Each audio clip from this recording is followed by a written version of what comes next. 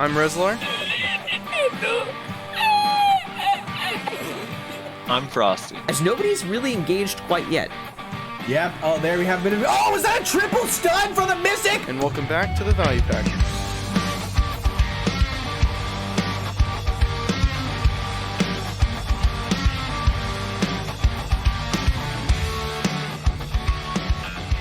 And welcome, one and all. First, before anything else, yes, I have a lisp. Okay, there's something going on in my mouth, wisdom tooth problems.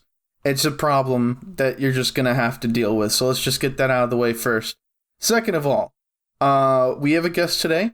If you read titles, you already know who it is. He's probably my favorite EU streamer, at least. Wow. It is Mr. Jules himself. Welcome, Jules. Welcome. Hi. What's up, guys? What's going on? Thanks for having me. I think Not a people. problem. I think most people know you as DJules. What is the D? Oh, okay. Let's start with the story about my name.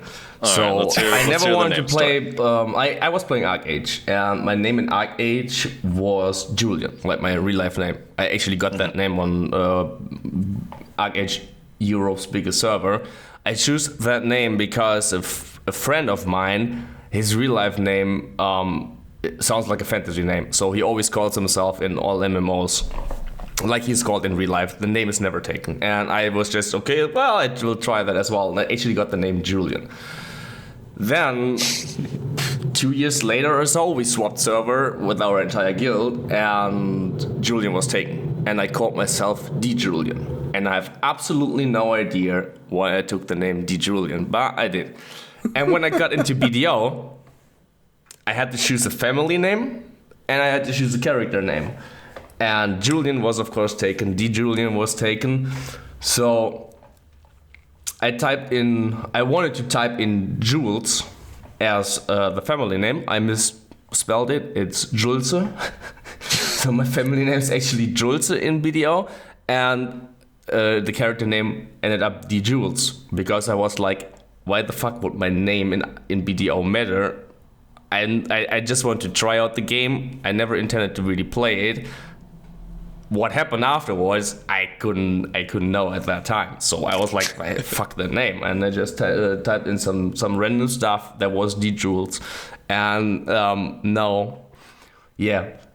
thousands of people know me as DJules, which is quite funny. Yeah, I always just assumed your first name was Damien, last name Jules. No. Damien Jules. Damien's actually a cool name. What, isn't the guy in Vampire Diaries called Damien? No, it's Damon, right? Oh yeah, you probably don't watch that amazing TV show. I don't know what that show is. Some Twilight looking shit. What? I love that show. I had a girlfriend years ago, and she always wanted to watch that. And I was like, but I can't watch that. But she watched soccer, football with me, so yeah, I watched Vampire Diaries with her. And I got so hooked by that show that I secretly kept watching, and every episode of the entire fucking show I watched. I'm sure she's still not watching soccer today. Let's be honest. Yeah, right. I have no idea what she's up to. I haven't talked to her in many years. You just gotta check her Instagram. We'll drop the link. No, I don't do that. I don't do that. Link in description. Link will be in the YouTube description after the show. Well, I actually check Instagrams of your ex-girlfriends. I don't do that. I try not to. So let's get into your BDO career. So when did you start playing BDO? How long have you been playing? On the 16th of April, 2016. Okay, and you've been playing nonstop ever since, or have you taken breaks? Yes. No, I never. Well, that's not quite correct. So I got into BDO. I didn't play it from head start. I didn't want to play the game. I was playing Arcage, and friends of mine in Arcage said, you need to play BDO. It's so much better than Arcage. And Arcage was actually, it wasn't that game. People were just server swapping to even get fights. We pretty much destroyed the biggest ArcAge server by completely dominating it with a pirate guild. And the game never recovered from that. It was a pretty populated server, but after we made that guild, it was just a desert. We just dominated all content. No one was fighting us, and it wasn't that game. So I actually got convinced to try out BDO by my current guild leader in BDO, Fenresolve. He just talked into me every day, play BDO, and at some point I said, okay, I will try it out. And then it happened what always happens when I get into MMOs. I got completely hooked by the game. I'm going to assume because you played ArcAge, you got hooked by BDO's great boat and ocean mechanics. Am I right? Yeah, right. Ocean content. What hooked me in BDO is I love grinding.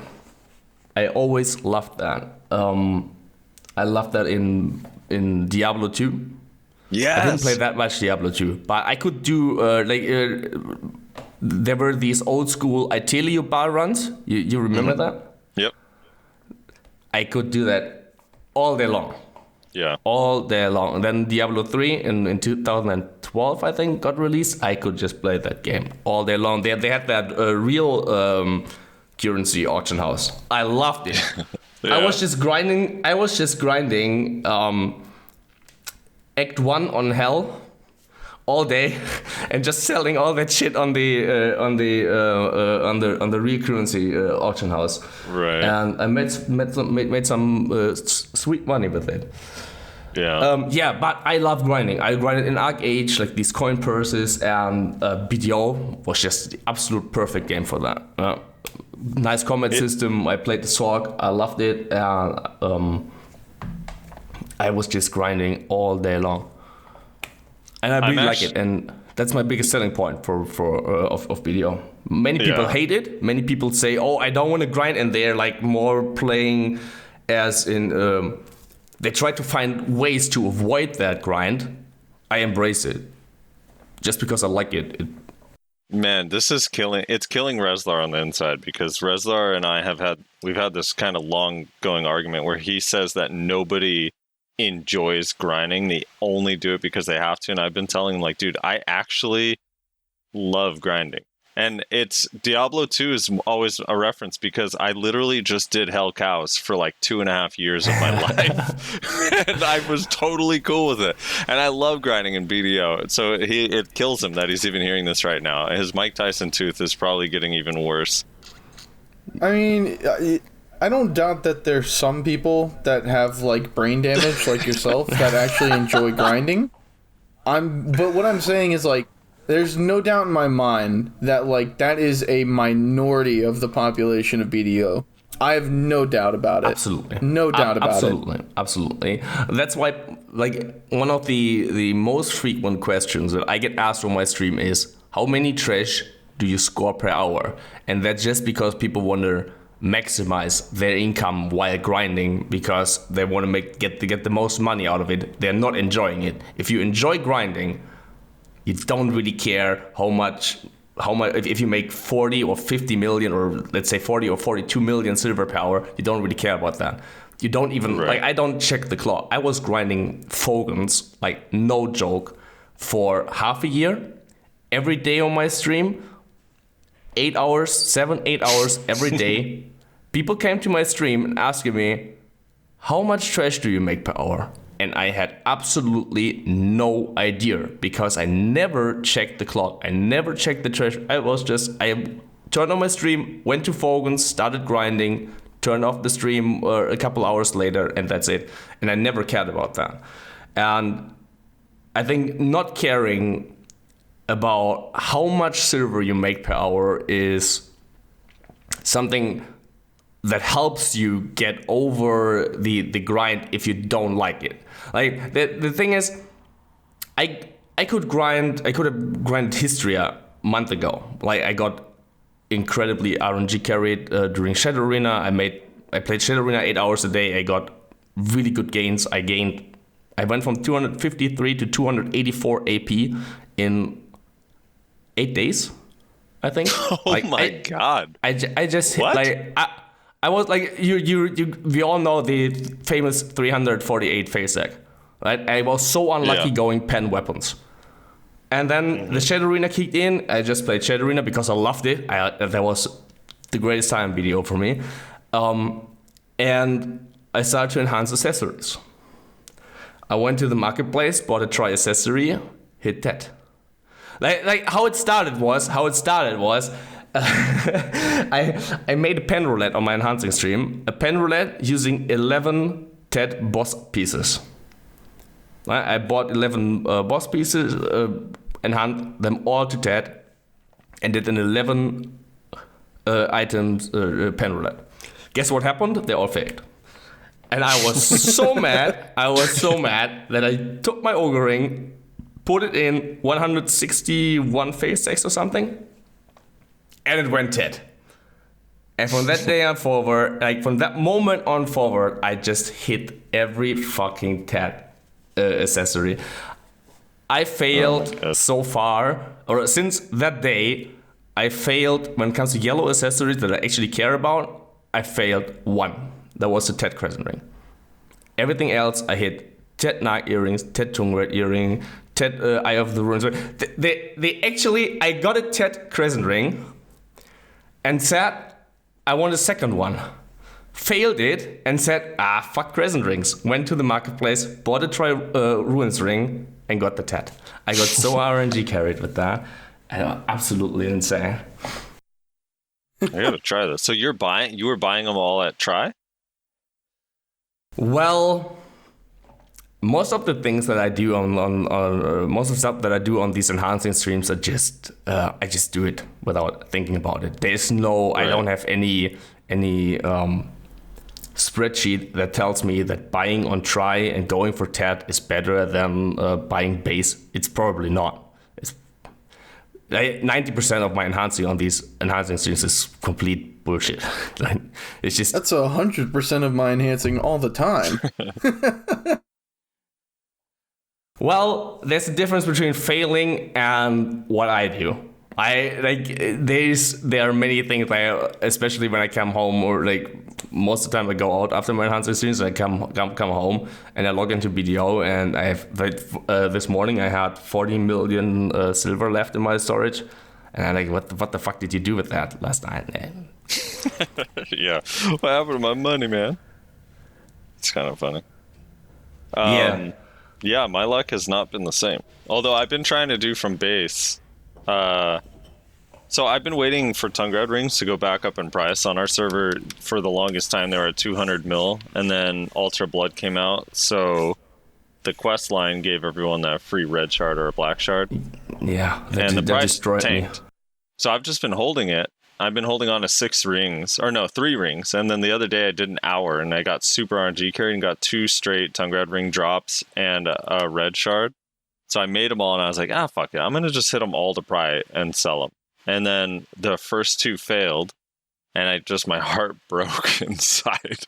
I failed 2 prizes in a row. And then I was like, all right, this third one's going to go. But I was like looking at the numbers. So it succeeded. I got it to prize. I was looking at the numbers like, fuck, but I still would have made more money if I just sold them all at base. So I bought another base Tongue Red Ring and hit it to duo. And it had a 50.5% chance, and that failed too. So I ended up with negative money. That's something that I would never do. Like when now really, I would never gamble a prize accessory out of 2 base to make more profit selling it. I would never do that. I gamble a lot and I waste a lot of silver enhancing. But if I drop 2 Tongue Red Rings, I just sell them straight up. Yeah, and I don't even think about going prize on them. That's all. And I don't think that's the right way to do it. That's all I think about. I look at them like, well, right now it's not worth it. Like for me, the profit has to be like decent, right? So Tongue Red Rings dropped down to like 150.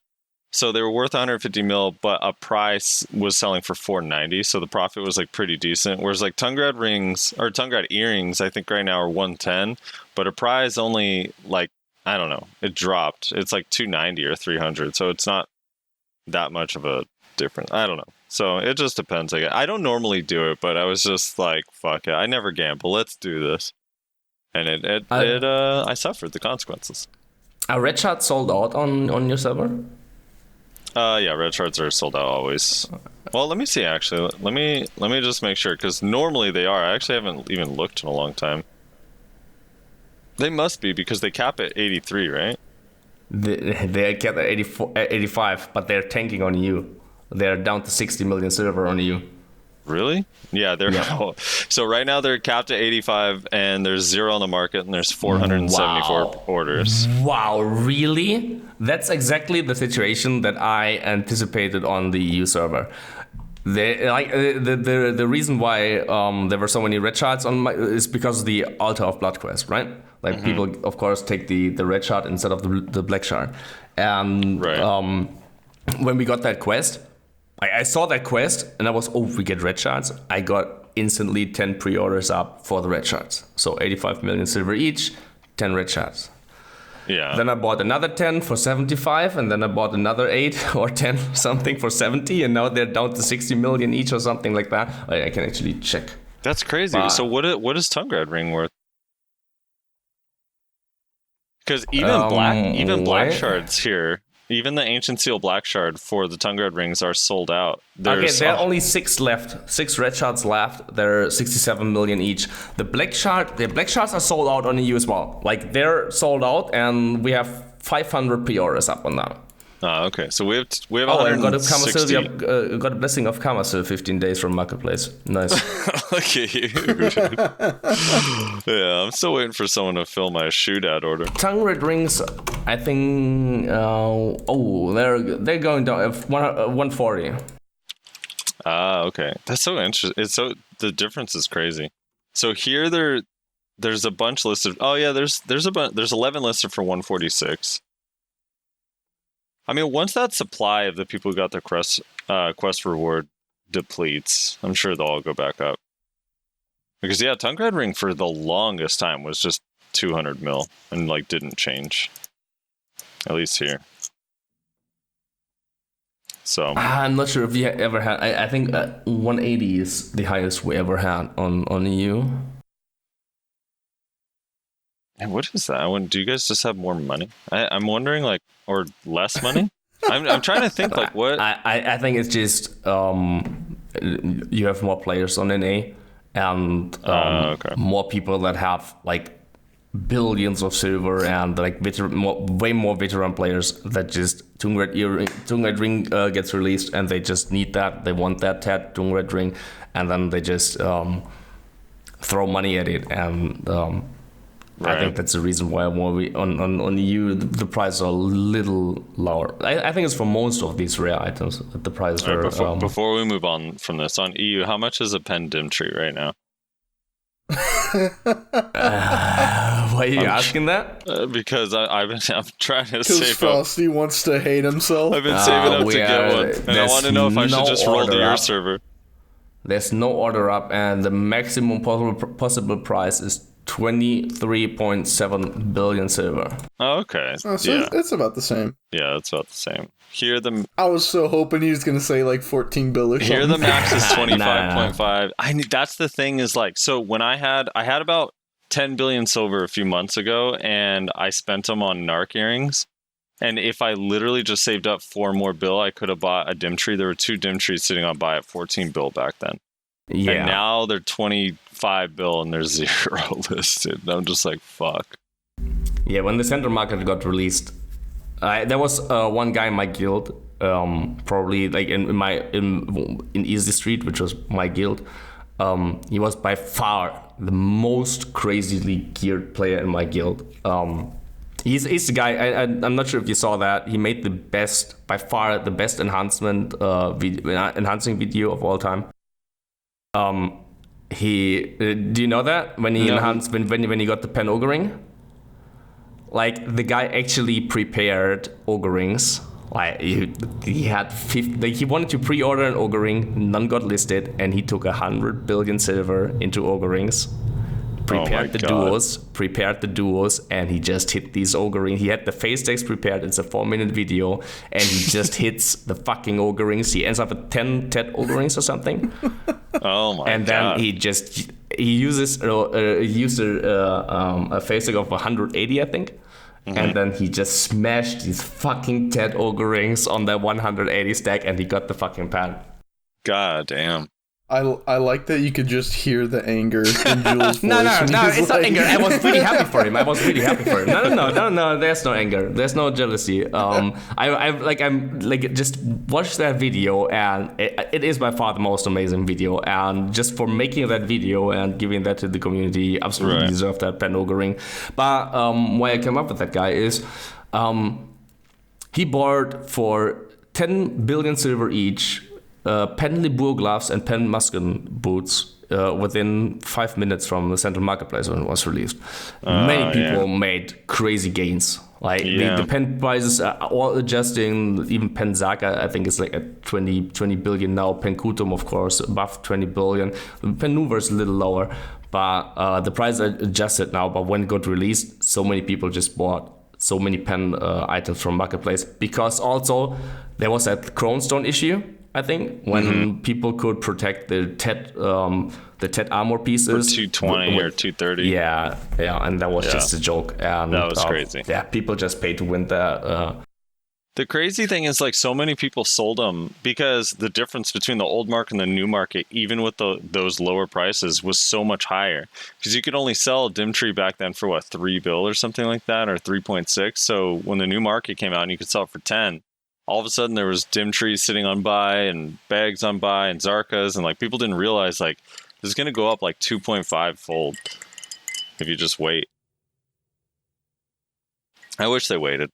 I wish there was 10 Dimtrees sitting on buy and the price would slowly creep down. That'd be nice. Well, the problem is like the last few months, the price has actually been going up like faster than I can make the silver to fucking buy it. Yeah, right. But it would stop. Like it's not going up infinitely. Like I think it's somewhere around 25 billion. What was the NA price for Dimtree? 25.3. I don't think it would go. Probably it goes to 30 billion on NA. So you had said when you first started, you started off as a Sork, and if I remember correctly, I still hear people meme about this, but when you did finally hit your pen on that 348 stack or whatever, it was a Zarka Crescent Pendulum. So what class are you playing now? I'm playing Lahn now. I'm playing my Lahn now. Okay. But like I started playing Sork, but at the time, like the 348 face deck I made with the Mystic Dandelion. I was playing Mystic. I always wanted to play Mystic since when I think summer 2017 it got released in Korea, and everyone thought like, okay, if it get released in Korea, we get it a couple of weeks later as well. And then they said no, Mystic is going to be the last patch of 2017.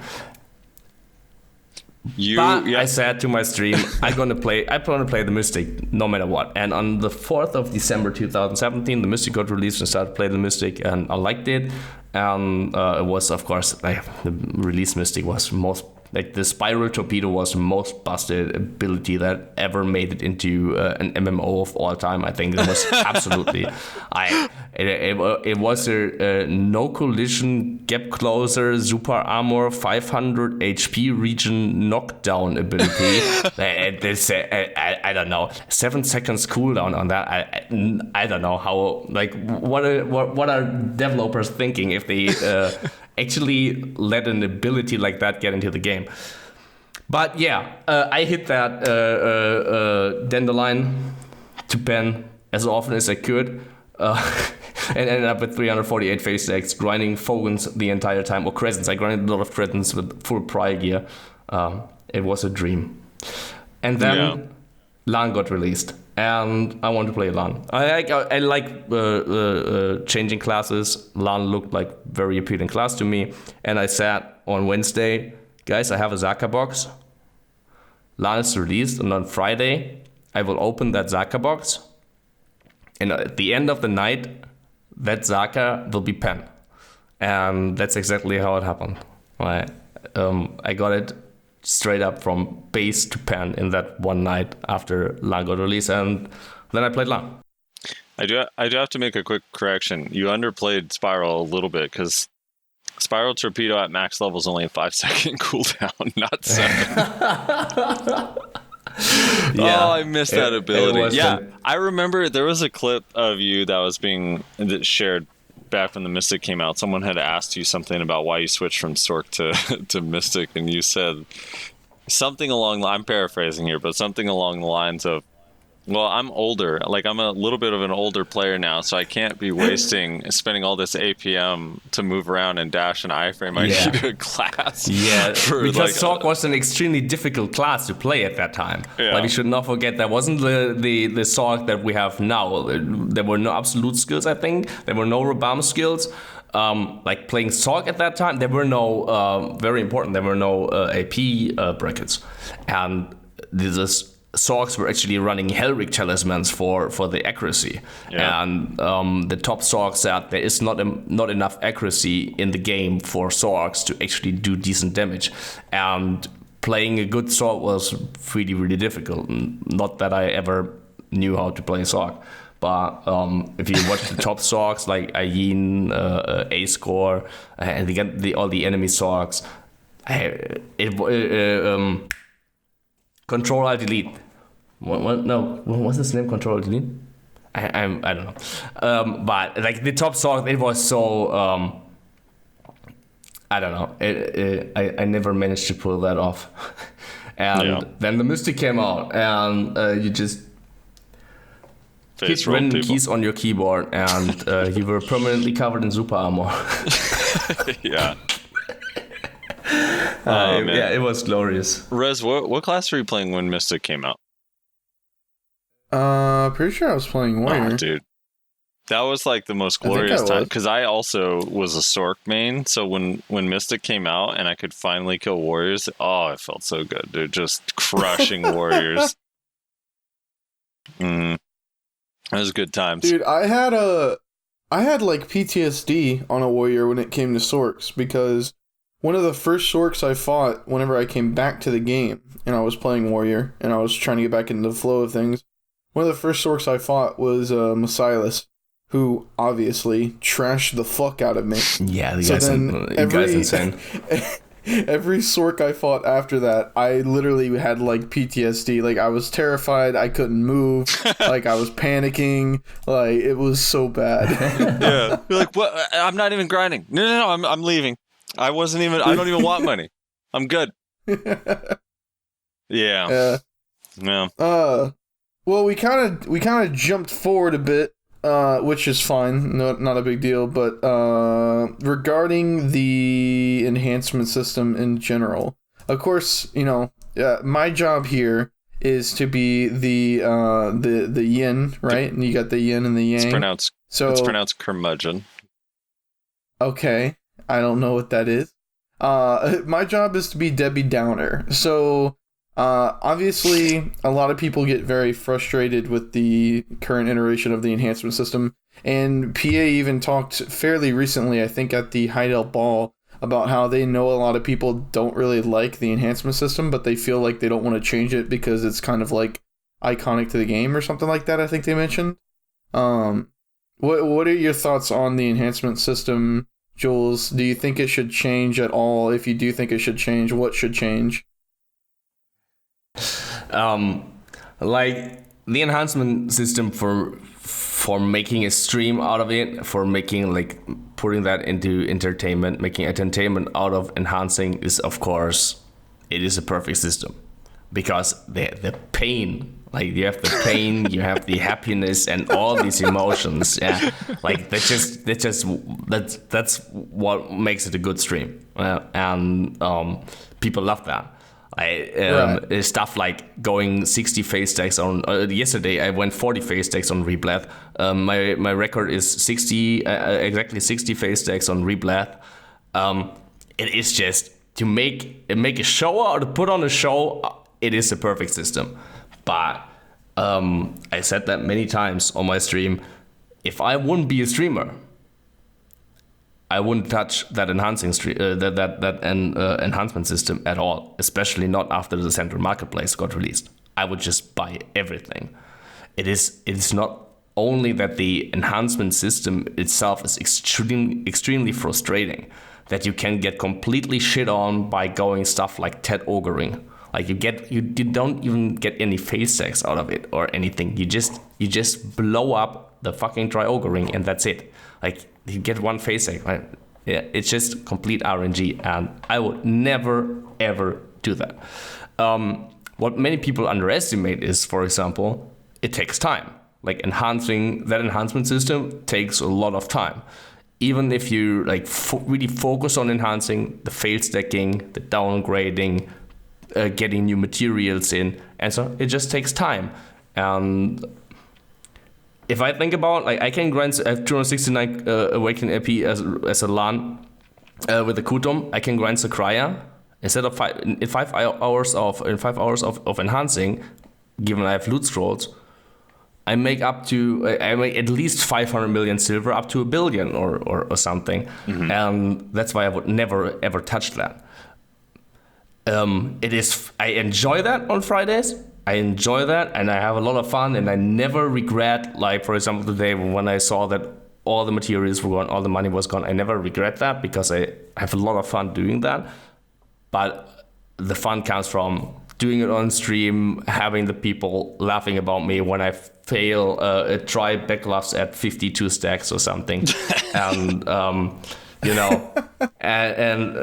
or people going crazy in chat when I hit 40 face stacks on Reblad. That for the entertainment, it's good, but I think that enhancement system is complete. See, because it's extremely mean. Because I don't really stream, so I just have my parents watch when I enhance. I call my parents, have them come to my apartment. I'm like, hey, can you guys watch? I need someone to cheer me on. I don't have any viewers. I'm gonna hit this ogre. They're like, "What the fuck? You're a nerd, dude. Leave me alone." So, if Jules the player, not the streamer, Jules the player could change anything about the system, what to make it less mean, as you put it, would you do it or would you leave it as it is, as a player, not as a streamer? As a player, of course, I will. I don't know how to change it, but as a player, I would, of course. I do. It needs a complete revamp. Like if I'm just a player, not a streamer, it needs a complete revamp, or I'm not touching it at all, and I just buy everything from Marketplace. See, I'm with you. My biggest thing is the time thing that you pointed out. So, like, for me, I think that the system works really well, partly because it also feeds the economy and makes the economy run.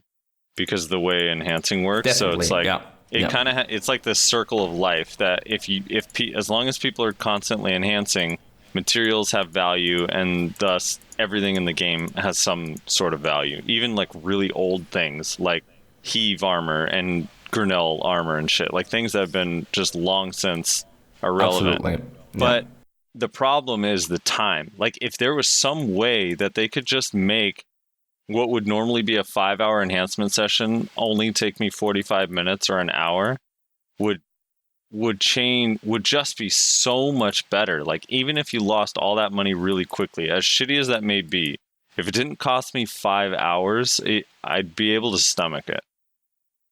Because you're right, like I could enhance a Kutum. I remember one morning, my first time trying to get to Tet on a Kutum offhand, it took me like 4.5 hours. I saved up like 200 sharps. It took me like 4.5 hours to get a Tet item that I had like basically infinite materials because I'd been saving up for like 2 months and grinding and running scrolls and so on and so forth. And it was like, I don't know. It's just like, dude, I just spent 4.5 hours to get something that I kind of knew for sure I was eventually going to get because I was even willing to go above like 110 stacks to just like have it be over with.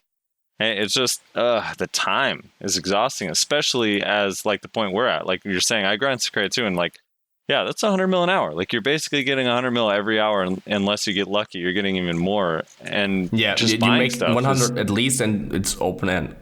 People hate Sakraya. Sakraya's a bad rap. Not to go off on a tangent, but I don't know why. Like Sakraya does not. I don't know anyone that likes Sakraya for some reason on NA. It seems like super rare.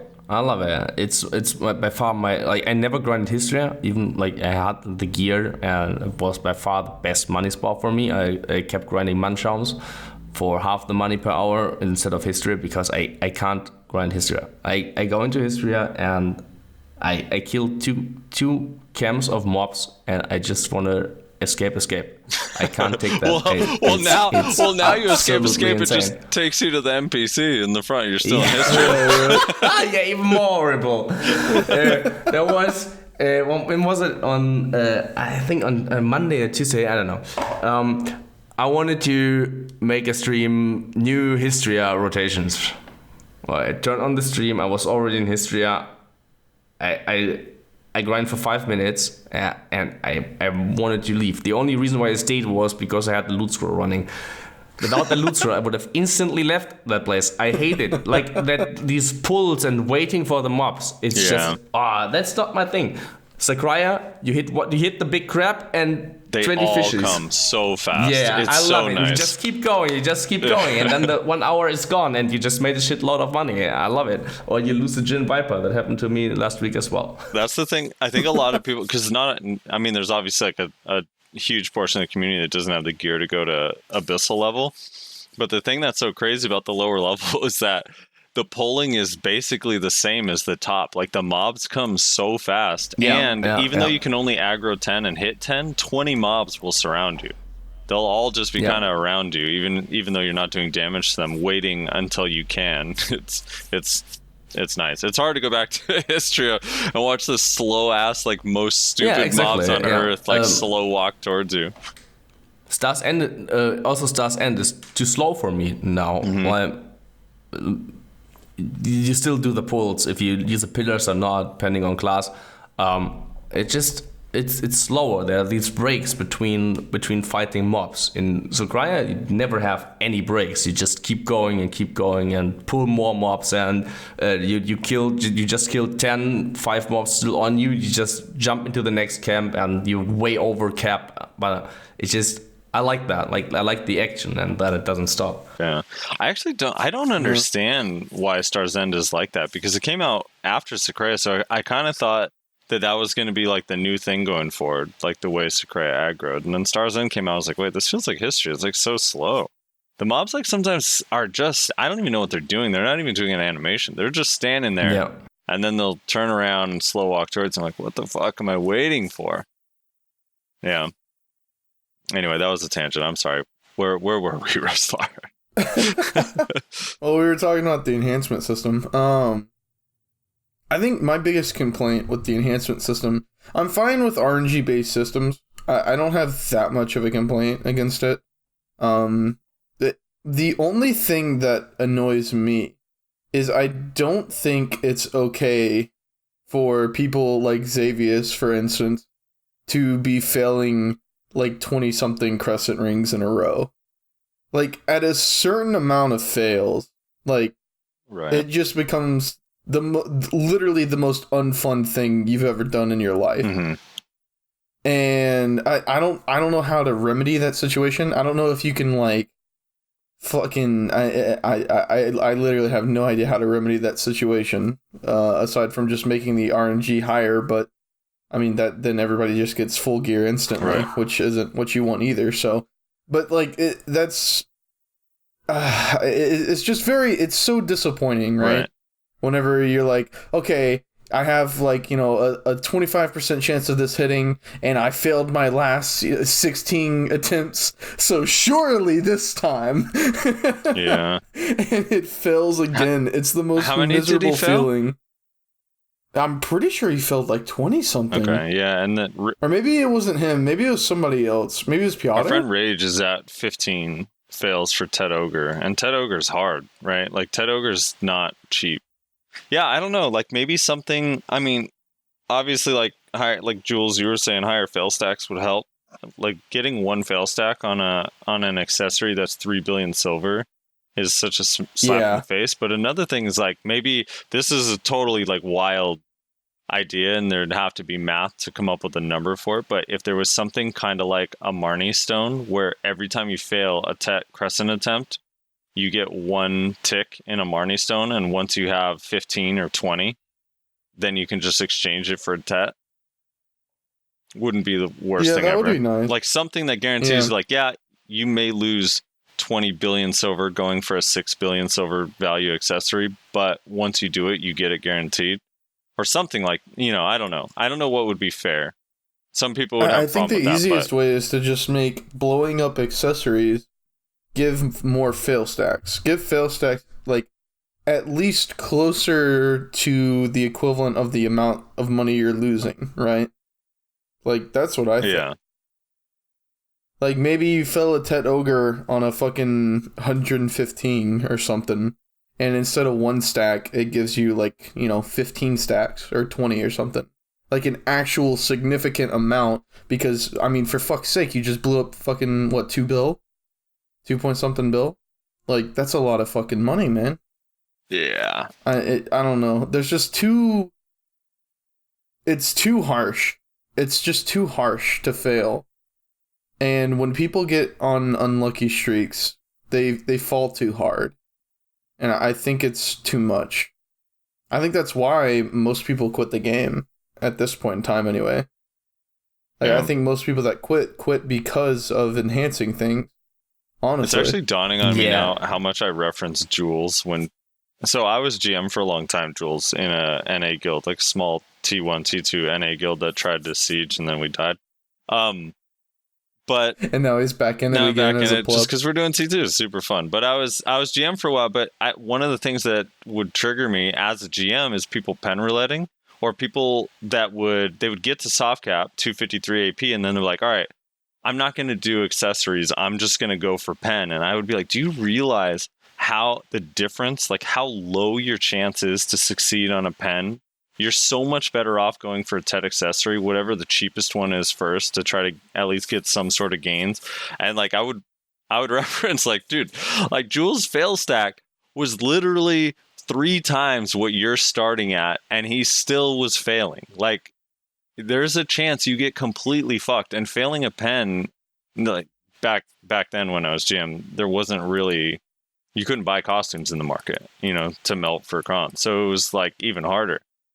So I don't know. What would you recommend if someone told you, like, hey, I'm 253, I kind of want to get my pen dandy. Should I go for that first or go for something else? Would you recommend going for? No, always go like after TED weapons, get some cover stones in, and then always go TED accessories first. Always.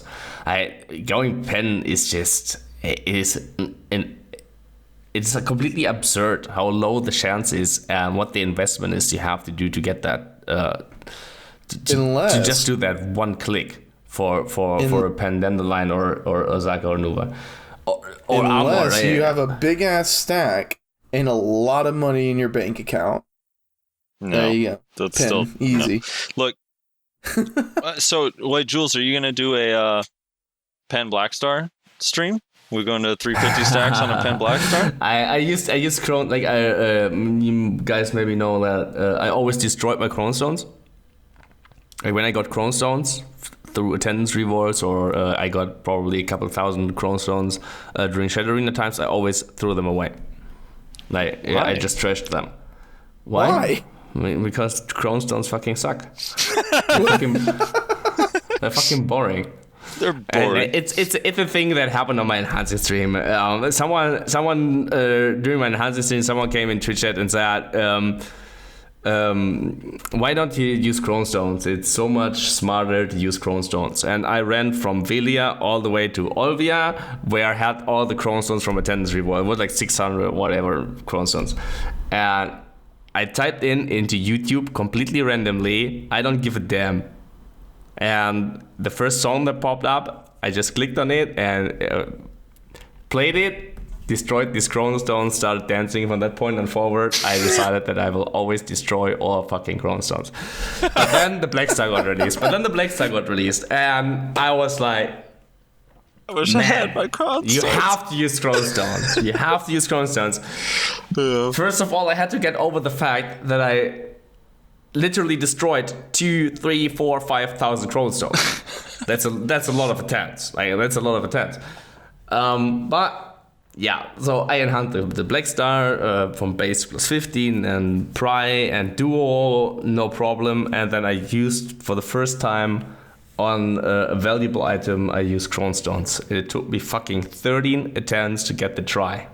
On 92 phase stacks, I started. I failed a couple times, took an even higher stack, way above 100. Failed another 10 times before I finally got the Tri Black Star. And then it happened, what always happens on my enhancing streams. I had enough Crown Stones for one TED attempt, did it, failed it, and I was like, fuck it, let's just click it without Crown Stones. And at the end of the day, the Black Star was Pry or durability. I had 250 Crown Stones left or something in my inventory. I took the Crown Stones, threw them into the trash bin, and said, I will never use Crown Stones again. Oh my god. Nah, I don't know. I can't make an enhancing stream by using Crown Stones. For example, Right. like the big run to 348 phase stacks. That's what made my stream big. Mm-hmm. I'm not gonna lie, and I said that many times on my stream. If I would act like that, it was unlucky in game. Of course, failing is so often till 348 stacks. Yeah, it was unlucky. The month before I hit the pen, I couldn't, for enhancing streams back to back, I couldn't get a TED Dandelion. Every stream I made 100 plus phase stacks. I was so unlucky in game, but of course, in general, getting that phase stack was, of course, for me extremely lucky. Right. Every Friday, like I came home Saturday morning, checked Reddit, front page, Jules hits now 300 phase stacks. Like the 300 phase stack stream was the biggest stream I ever had. Like I hit 4K views. It was insane. Yeah. And after that, every Friday, 2K, 3K viewers, and it was just like, it was more of a community thing if I finally hit that pen at some point. And if I would act or say, oh, that was so unlucky, no, for me personally, that was the biggest luck. Dude, failing pen 60 times was the biggest luck. I've been preaching this forever. When we used to watch, I remember people would feel bad. I remember like I'd be in voice with like 3 or 4 or 5 people, whatever, and we'd be watching your stream when you're hitting these, and people would say like, you'd fail it right after you fail. They'd be like, dude, that's so unlucky, man. Like, I feel so bad for Jules. I was like, do you like Jules? And they're like, yeah, dude, like he seems like such a nice guy. I was like, then you should be so happy for him right now, because he is going to have viewers next week. So many viewers next week, dude. You want him to keep failing for his livelihood. I started the pen journey. Of course, I wanted to succeed. Right. And then I hit, like, I got like to like 260, 270, and I said, guys, now I want to hit the 300 phase stack. Right. I won that there's a fucking clip out there where I hit 300 phase stacks. And then the day finally came where I hit that button. It was exactly 300. Mm-hmm. I had a stack of 294, and I hit that button. And in that moment, when I hit that button on 294 stacks, I was hoping that I fucking failed, because I wanted to see at 300. Right. I would have been so sad if that one would have gone pan. I know, right? Everyone would be like, oh, he got it, all happy, but then the look on your face, you're like, ah, no. Yeah, That's funny. That's the type of shit the Black Spirit would do, too. It's like, oh, you want it to fail? You want to hit 300? Nah, bitch. The Black Spirit. Yeah, he has a But it got soul. annoying when I got the second 282 stack for the Nuver. That wasn't necessary. That wasn't It's necessary. a lot of silver. No, that was absolutely not necessary. My faces were 348, 184, and 282 or something. God. What are your tinfoils, Jules? Throw some tinfoils that you've used at me. What do you got? My favorite tinfoil is, of course, the one when I got the Penzaka finally, when the lemon trick. You know, lemon tree, and when the glass shatters, you skip the animation and click the button. That's my favorite tinfoil. Wait, because what's the lemon tree? For those who don't know, like myself. Wait, you don't know the lemon tree? No. You know the song Lemon Tree? It's like a 90s song. No, I gotta look this up. Wait, who's the artist? You don't know? You have never seen my pen? My pen Zaka? Dude, I had to mute it, dude. It was so. What? You had to, oh my fucking god! Dude, you listen to the worst music. That was the greatest moment you of listen all to the time. worst music, dude.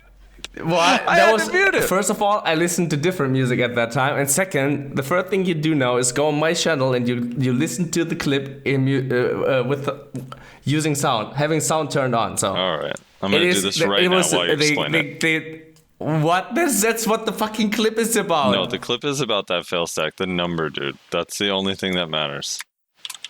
No, man. Watch the clip, turn on sound, and you will know what that clip is about. All right.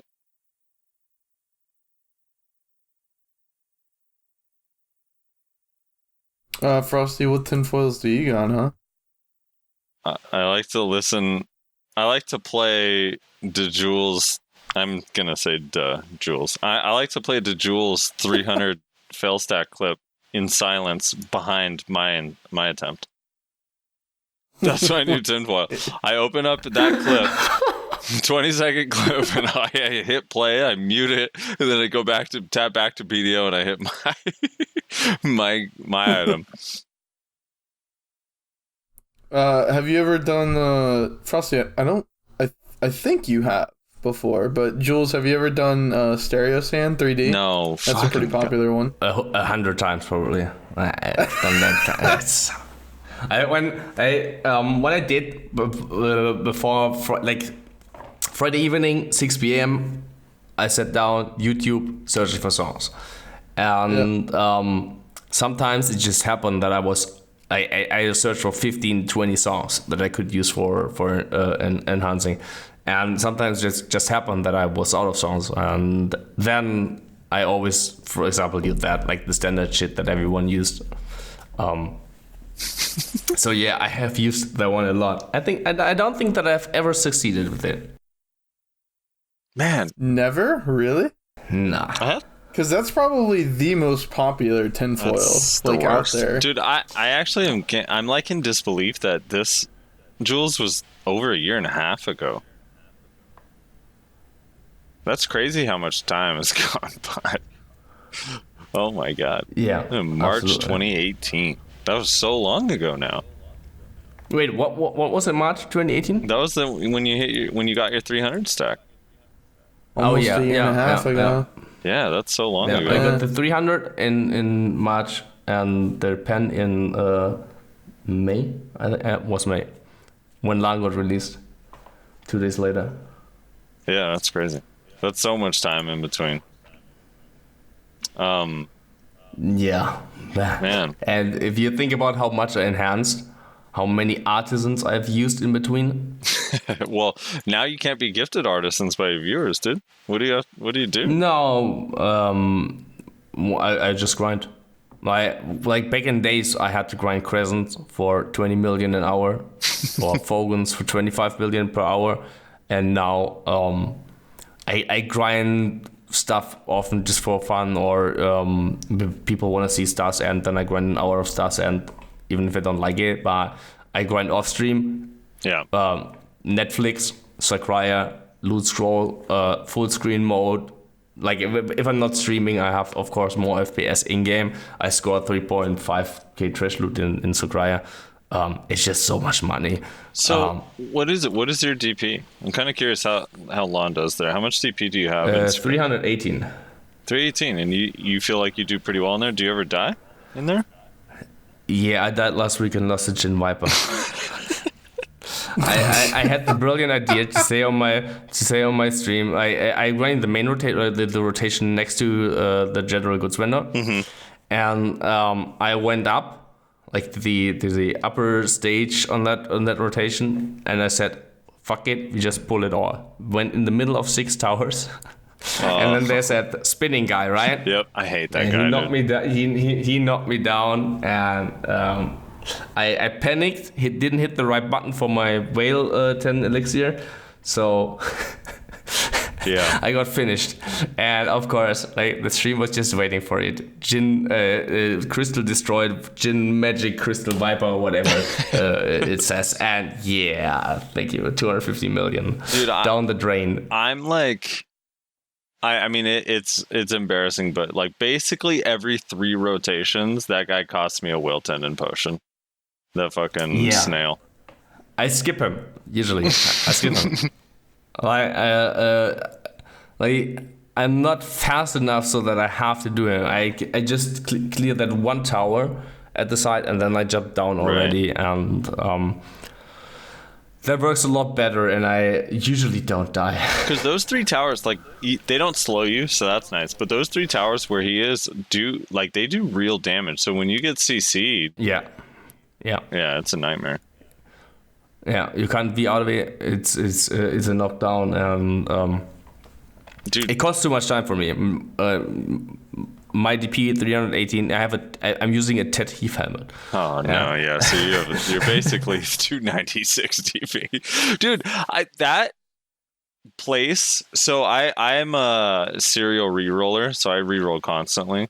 So I've now tried Secrea on Tamer, Mystic, Sork, and Kuno. Sork is like alright, so Mystic's the easiest because you can actually just face tank, and I have 324 DP, and on Mystic I feel pretty comfortable. Well, with Kudum I have 335, so I feel pretty comfortable. Okay. I can face tank with Mystic, but on Sork is actually the easiest, which is kind of funny because everywhere else I feel like Sork is a little bit challenging.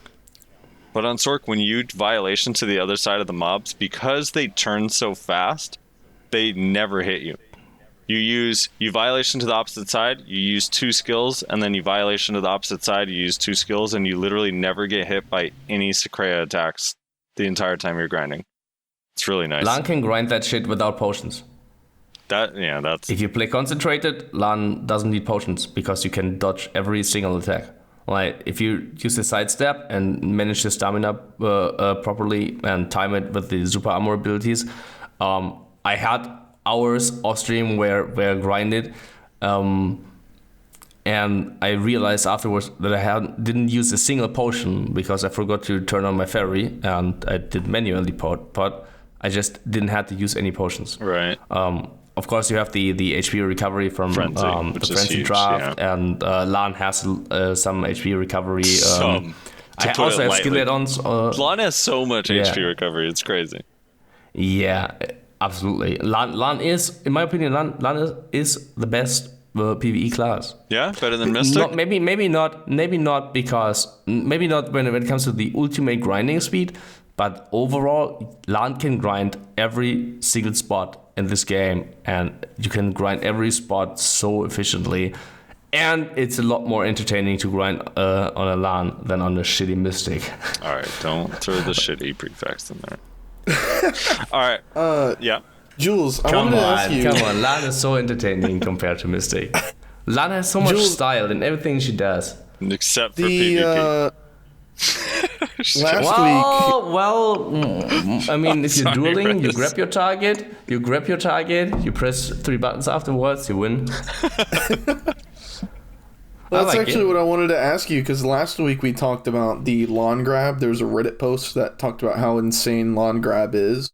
Yeah, people don't need to worry about that. I saw that Reddit post as well. It's about that the x-axis is crazy, and you grab targets that you're actually not hitting. Like, the hitbox is way too big, right?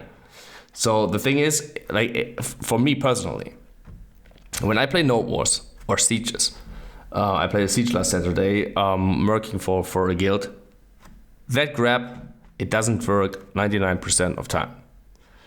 There was a target in a Node War 2 weeks ago or so. I will never forget that. The guy was AFK, standing in front of me.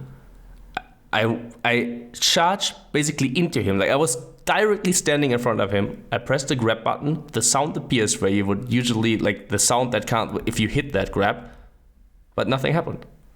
and it happens so fucking often. The grab just doesn't register. It nothing happens.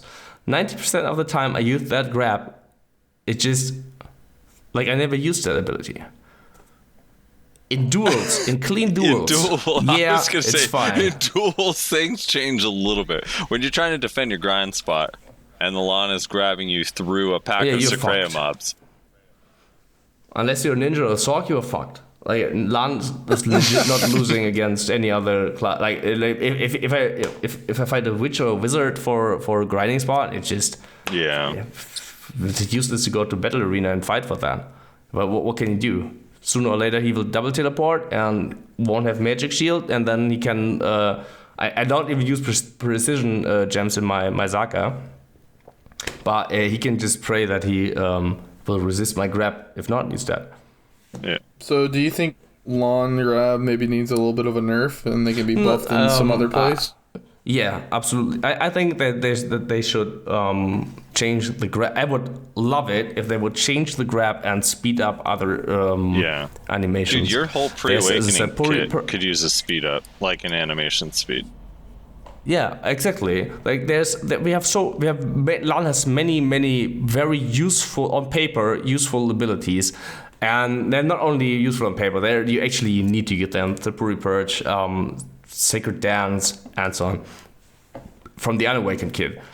But I would, if someone would ask me, Lahn now has a normal melee grab, but Puri Purge, Sacred Dance, and in the Awakening kit, Tailspin, actually, like you could actually use these abilities without, you use Tailspin, I press the buttons, I can go grab a cup of coffee, come back to my PC before the fucking animation came out. It's absolutely, I don't know, it's so frustrating to do that. And then you see, for example, Moosers just charging in, and they fucking did the damage. And I like your charge sound effect. The thing is, the grab, we don't even need it in so many duels. Like, we have... If the animations would be fast off the other abilities, right, we don't need a range grab. Yep. And I would trade it. I would definitely trade it. I was saying last week, I was saying, I think the range is cool, actually, because it makes Lahn unique in that way, that their grab is ranged. I think that the width of it, the cone in which it can grab, needs to change. But in its place, buff something else, speed up animations or change something. I don't know, like Lahn is a weird thing because it's not the best flex class, though it can be pretty good, and it like basically can't be with a ball in Node War and Siege in any capacity, because you do have a super armor rotation, but Lahn like is pretty squishy. So you're just going to die from wizards and witches and archers and rangers and DKs. There's so much range now that, I don't know. Lahn's in like a weird place. I think it's like one of the tougher classes, because I don't know what you would do that would make it strong enough for Node War Siege, but not too strong for 1v1s and grind spot defending, you know? I met a damage reduction Lahn a couple days ago. I couldn't DPS that guy for shit. That was actually insane. He was running Pen Urugons, a Guide's helmet, and he was just running flat, like full damage reduction. I couldn't DPS him. Absolutely insane how tanky that guy was. There are ways, like definitely where you can utilize stuff like Puri Purge inside a Zerg, or maybe at least somewhere close to a Zerg, without dying instantly, but it requires a shitload of gear. Yeah. I can't do that. I was sieging last week. I did my best, but as soon as someone looked at me, I'm dead. Yeah. No joke. I wanted to. I had a couple 100%.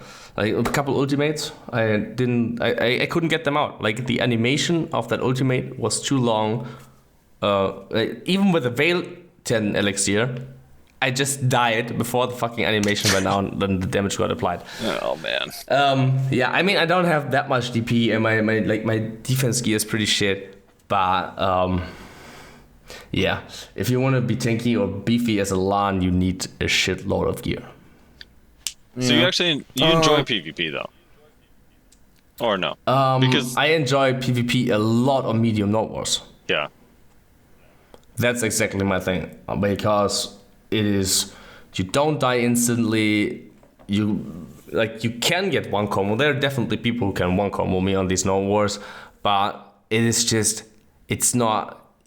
You get into the fight and there's just one person you didn't see, one ability that you didn't see, which you probably can't even see because you have effects of other players turned off, and it hits you and you're dead. Like, that's not happening on Medium Node Wars. There's like a reactive gameplay is possible. You fucked up, you got caught, there is a way out. If you don't get jumped by 10 people, you can get up, you can react to it. And that's why I love these Medium Node Wars a lot. Even if we get zerked every time. But you can just, you really fight and you really PvP, and that's the kind of PvP that I want to play.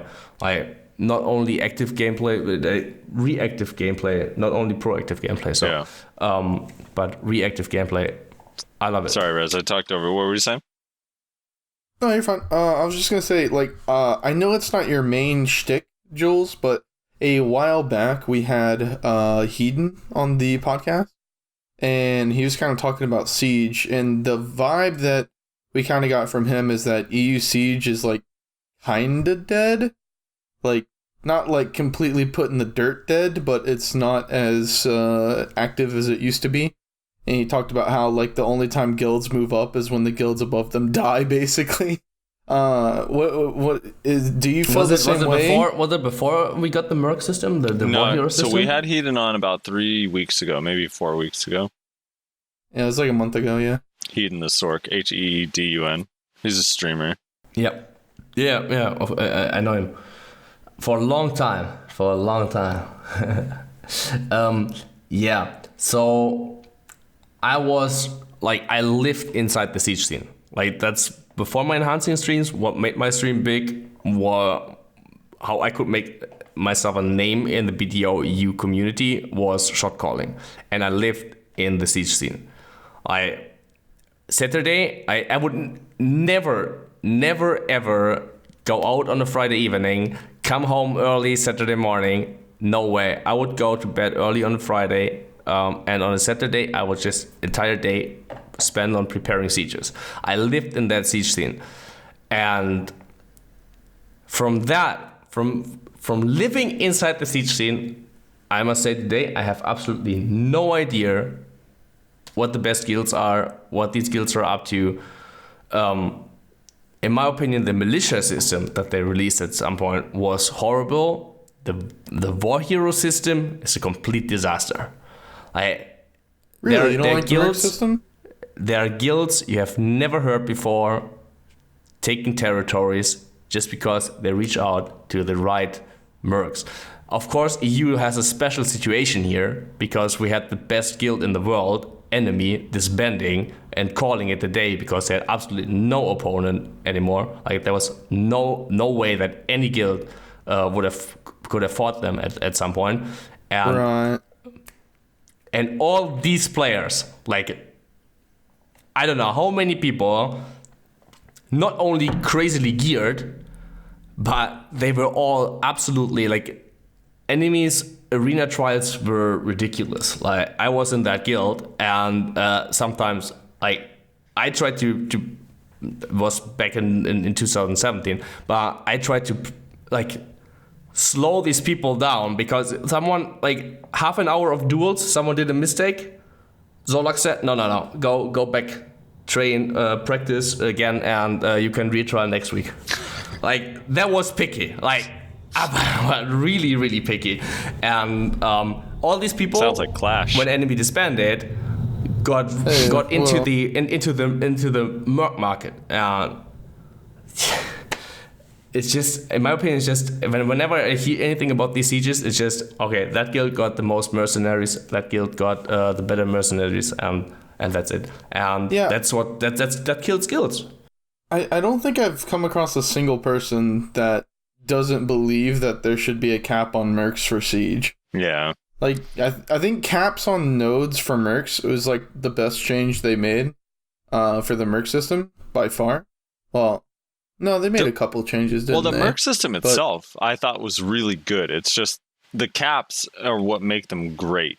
Like, because, the abusability is, like, absurd. And they need one for the siege. They need one for siege. They need one desperately. 10, even right 15. Now, like, 15 members could make a difference, but they're not 15 people merking from Snake, not necessarily going to win straight up against, the third or fourth or fifth place guild.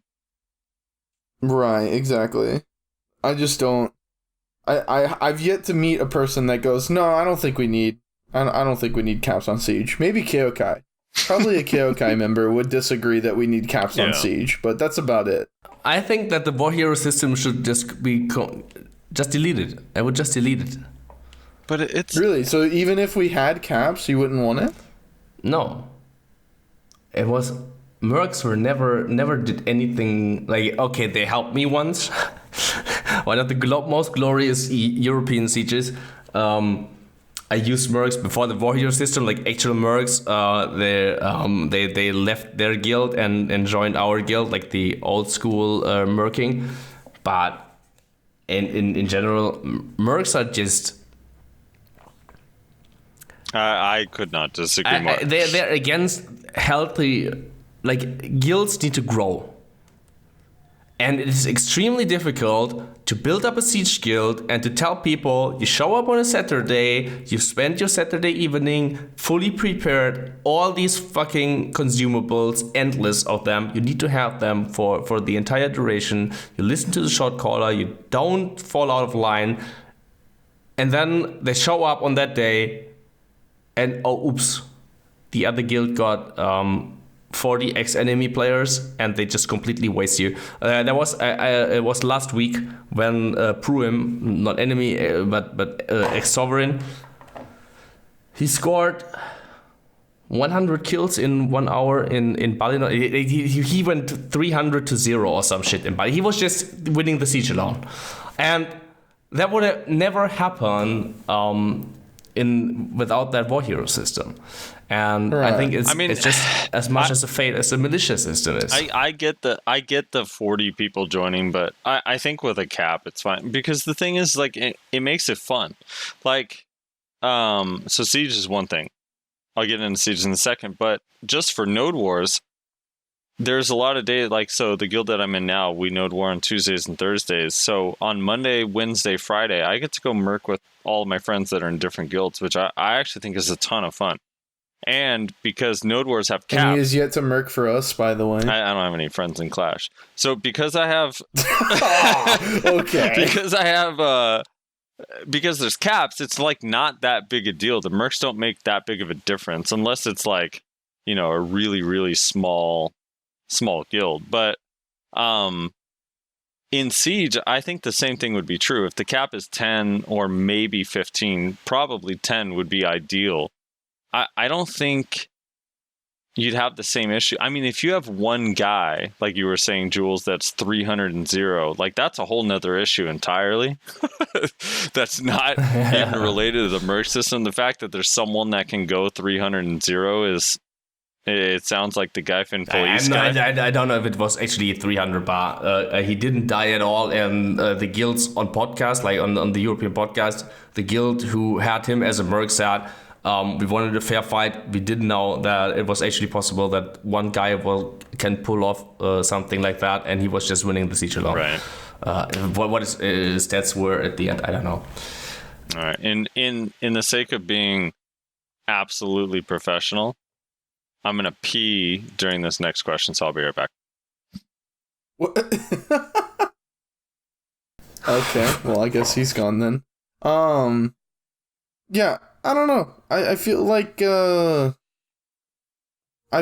they just implemented a cap, it'd be fine. There's no way. Like, I understand when you get insane numbers like 40 mercs in a guild, right? But if you tell guilds you can have up to 10 mercs in a siege, these 10 mercs will be the requirement. Like, you need to have these 10 mercs. If you don't have these 10 mercs, but the other guild has these 10 mercs, you're gonna lose. because that's how gear works in BDO. That's how important single players are in BDO. If you have these 10 ridiculously geared, and we're talking about people, we're talking here about people that are, I don't call any names, people that hit multiple rank 1 gladiator titles in World of Warcraft, and they're having gear in BDO, filling up their Nuver completely with Kafra stones. That guy's just he's winning that siege for you. And if you set a cap to 10 mercs only, then you need to have these 10 mercs. And if you don't have these 10 mercs, you're gonna get shit on. Yeah, I just don't know if I believe that, man. I don't know if I can believe that 10 mercs can win a siege.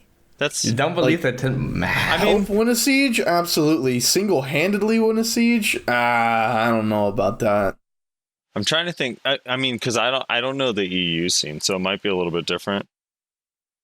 Like, I guess if the top 10 Snake players, like the 10 absolute most geared and also like most talented players, merked into Vexus, do you think Vexus would beat Barcode in a 1v1? I think they still wouldn't.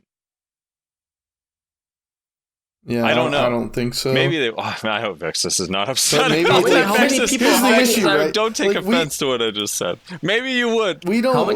How many players do these guilds pull? They usually? always pull 100. I mean, like the top. Yeah. Okay, that's completely different. We don't have that on EU. There's no guild pulling 100. That's why I'm saying that these 10 people make a difference. See, like that, I don't have that context. So that's interesting. That's of course a would say that big difference. So wait, how much are siege guilds? If two guilds are fighting against each other and both are pulling 100, then of course maybe the one guild having 8 mercs and the other guild having 4 mercs is not making a difference. Right. But we're talking here about guilds pulling 60 people fighting against people that pull 70 people, and if these people, the 70-man guild pulls 10 mercs on top of that, they have 80, and that's of course a gigantic difference. That makes a lot more So sense. siege guilds in EU are only pulling like 60 to 70 people.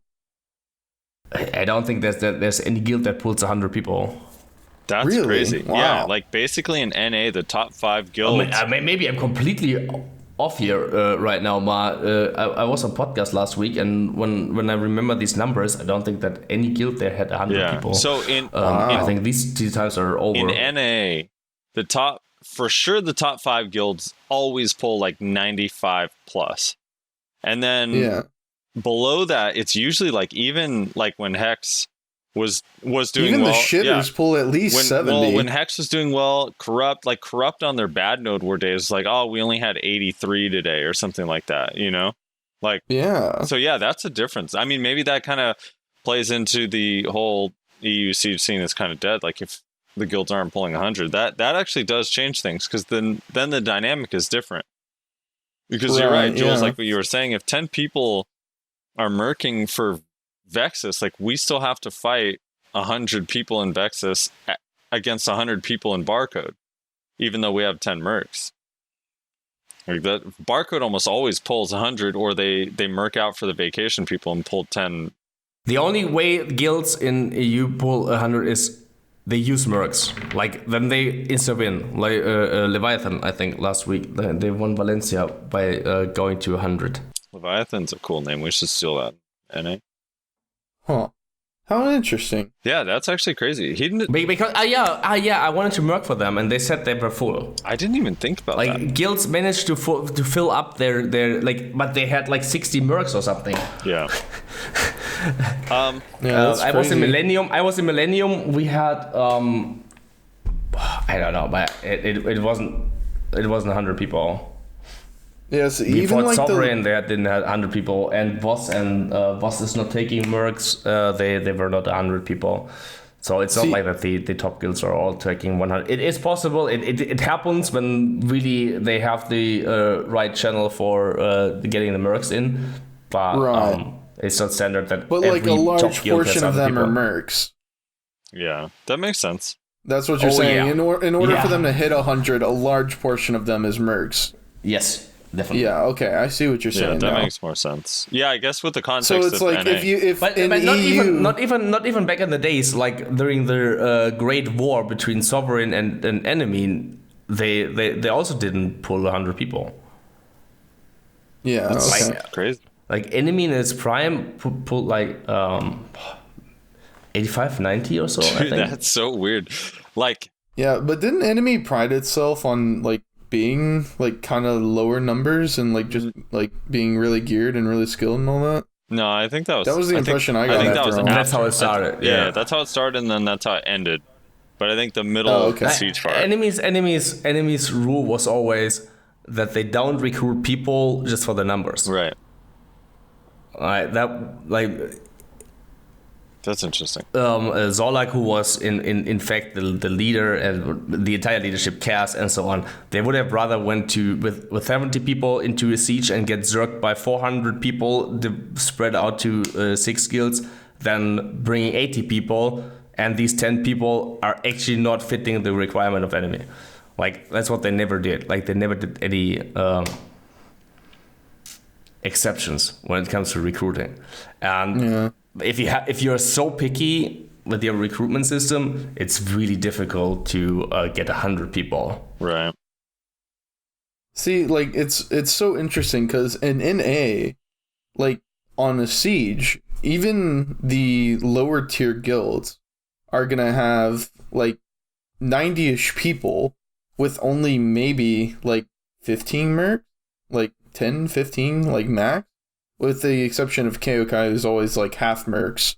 And it's interesting to hear that it's like different, that like a lot of the guilds on EU are pulling lower numbers, so the effect of mercs is much greater, which makes sense now that the cap really like wouldn't do much on EU. It would do quite a bit on NA because guilds like Keokai who fill half with mercs and then go fight, you know, these guilds that are naturally pulling 80 to 90 members, like no mercs, they wouldn't stand a chance anymore, right?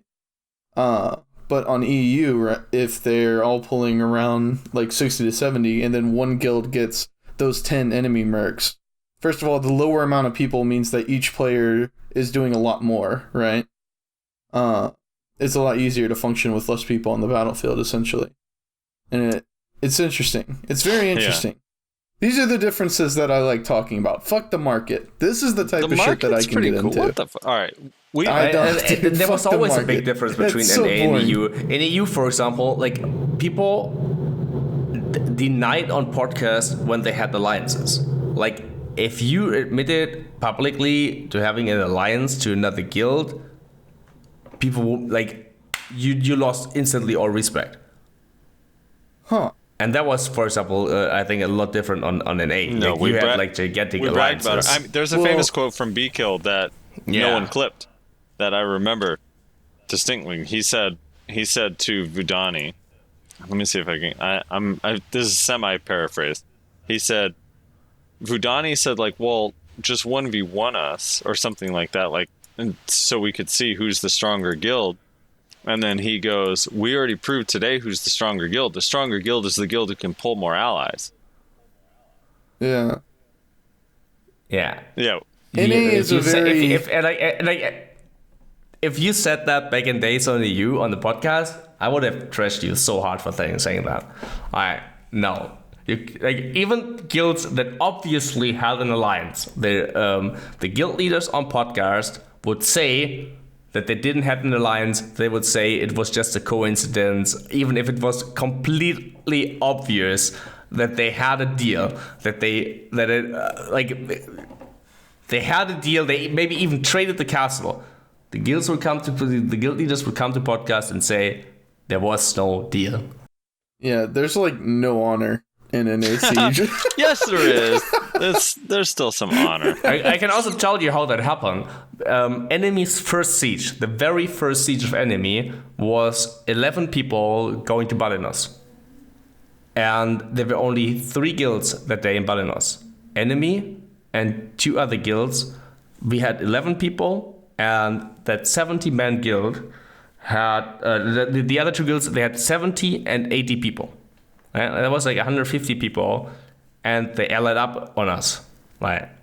And from that day on forward, enemy never ever did an alliance. I was shot calling for them at that time when I suggested on the officer chat, guys, come on, let me talk to that guild. We make a deal. We can win that siege. All the officers went completely ham on me. We are not making any deals here. We rather lose than making any alliances. What's red is dead. We kill them all or we fucking lose, but we never make any alliances. And they actually, like, I quit that guild like half a year after that. They went on for another 1.5 years or so. They never betrayed that rule. They never made any alliances with anyone, ever. Right. Yeah. Meanwhile, on NA, you have people like openly talking about backstabbing other guilds. Yeah. It's like whatever for the win, brother. Oh, we had that. We had backstabs on the EU. Like, just because people were not saying that publicly that they had deals and alliances, guilds made that. First of all, Resilience, famous odds, the guild leader of Resilience. He made deals. He made alliances. There was the most famous siege, or one of the most famous sieges on the EU was Leviathan plus Resilience. Right? If you attack the castle as two guilds, that was allowed.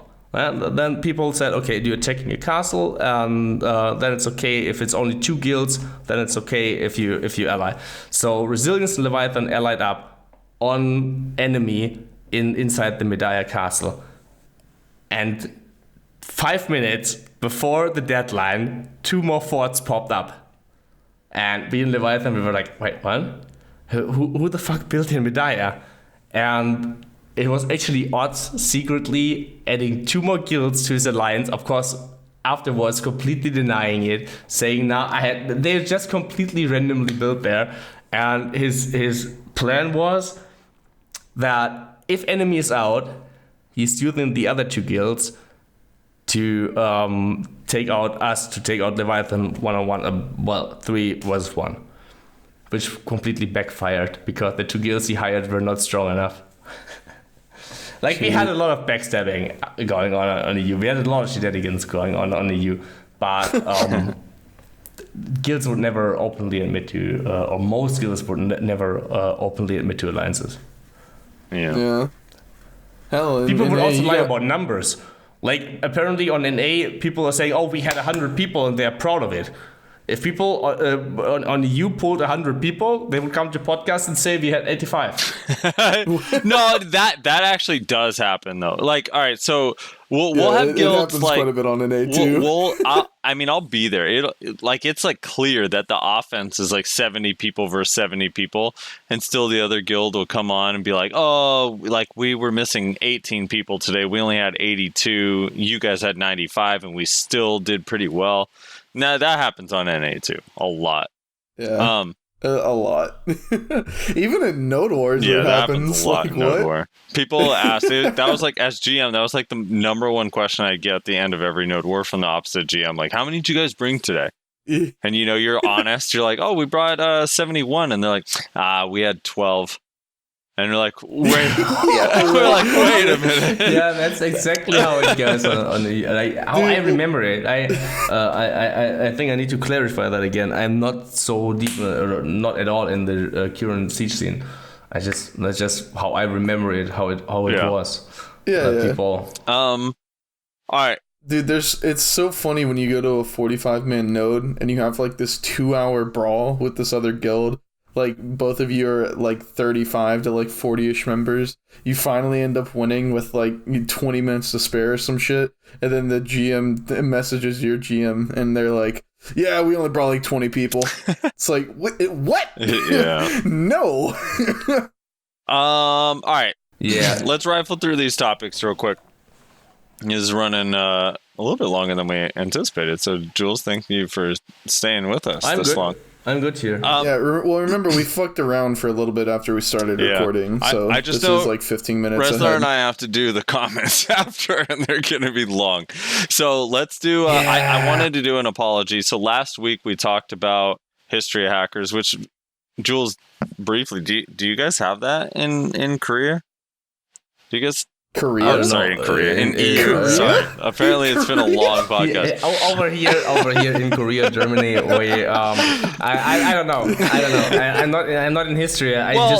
We call it history. The random videos popping up about Hackers. people speed Right, hacking. speed hacking. Like, I think even most of these videos I see on Reddit, and they're probably an A. We call it history hacking, but it's everywhere. It's not just history. Like there's been videos of people doing it at Schultz for some reason. I don't know why. Wow, that's smart. Right. Maybe because you don't get caught. Right. You don't get the caught. odds of getting caught are lower. So Dude, I'm gonna go speed hack at grass beetles. In Make history, so much you money. get caught. Like, the odds that no one's coming to your history grinding spot are pretty slim. But in Schultz, who the fuck is going to Schultz? So I have a friend, Sammy, who was grinding Histria, and there was a Zerker that was history hacking on the channel that he swapped to, and he was he's going around, you literally just see like red explosions behind this Zerker. Like it looks like blood, like it's dark red. The Zerker is stuck in a frozen motion floating in the sky. He's like maybe jump height, like if you were to jump and then you got stuck in the jump, and he's moving around history exactly like that. And my friend Sammy tried to kill him, and he got killed by the Zerker twice. And then the third time he killed him, and even though the Zerker died, Jules, this dude was on the ground as a dead body, still skirting around Histria in the exact same rotation. Even though he never rezzed, he still was just a dead body scooting along the floor in the same rotation he was doing, but not using skills. It was so funny. So yeah, we've had it pretty bad. And that triggered you. I mean, it triggers me that like so the first couple times it was like, yeah, like you kind of expect it to happen every once in a while and they'll take care of it. But it started getting pretty bad in NA, where it was like you constantly saw in world chat or in channel chat, like hacker on this channel, and tons of videos, and nothing was being done. So last week I bitched about it and said that they're basically ignoring it, but I didn't realize that on July 24th they had put up a post saying that they banned 20 fish spotters and 56 speed hackers, which is nice. This is NA exclusive to NA, I believe. And then they added an additional thing, a little tidbit that said, additionally, we want to take a moment to address concerns that people will be prevented from using certain gaming mouse and keyboard software. We currently have no plans to take such measures. This is in no way reflected that was in today's bandwidth. Right. Because that happened in Korea, and everyone's like, oh, they're going to ban us from using Razer, and like these motherfuckers, like, you know, whatever. So I have to white knight for them a little bit. They're not going to do it.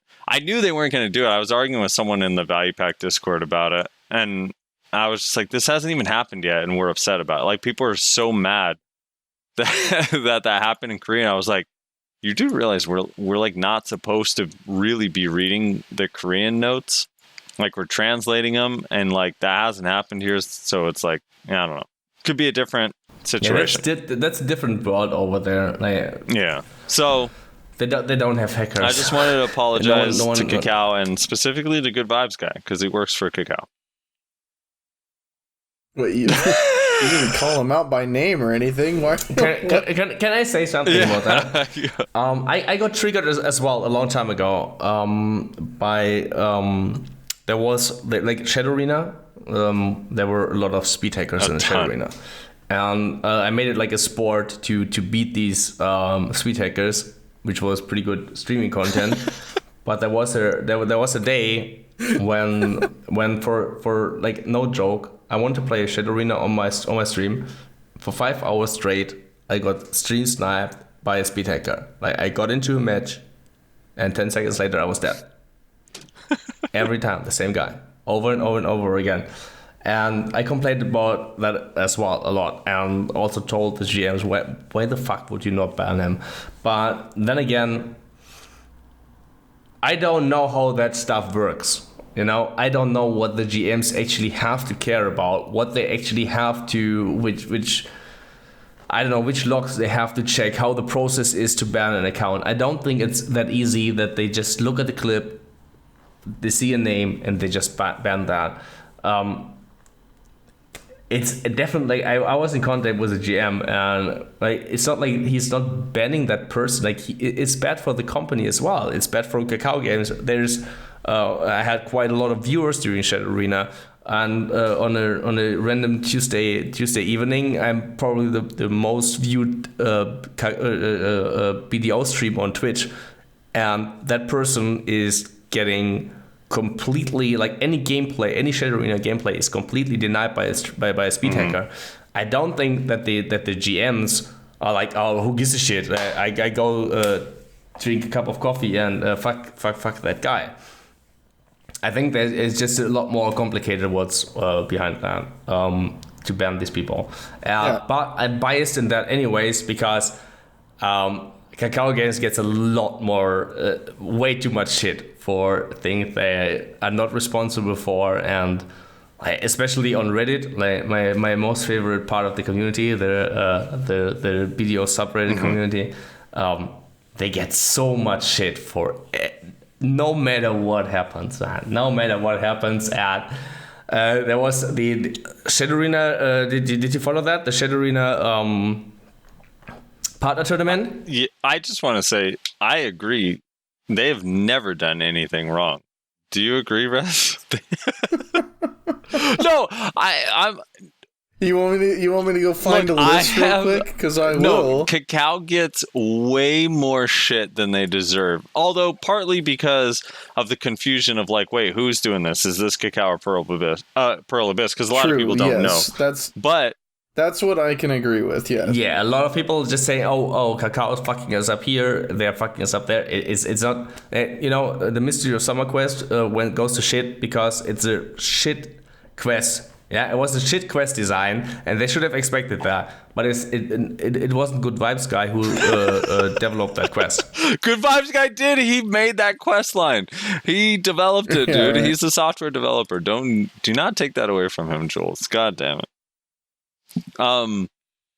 Yeah. It's just funny.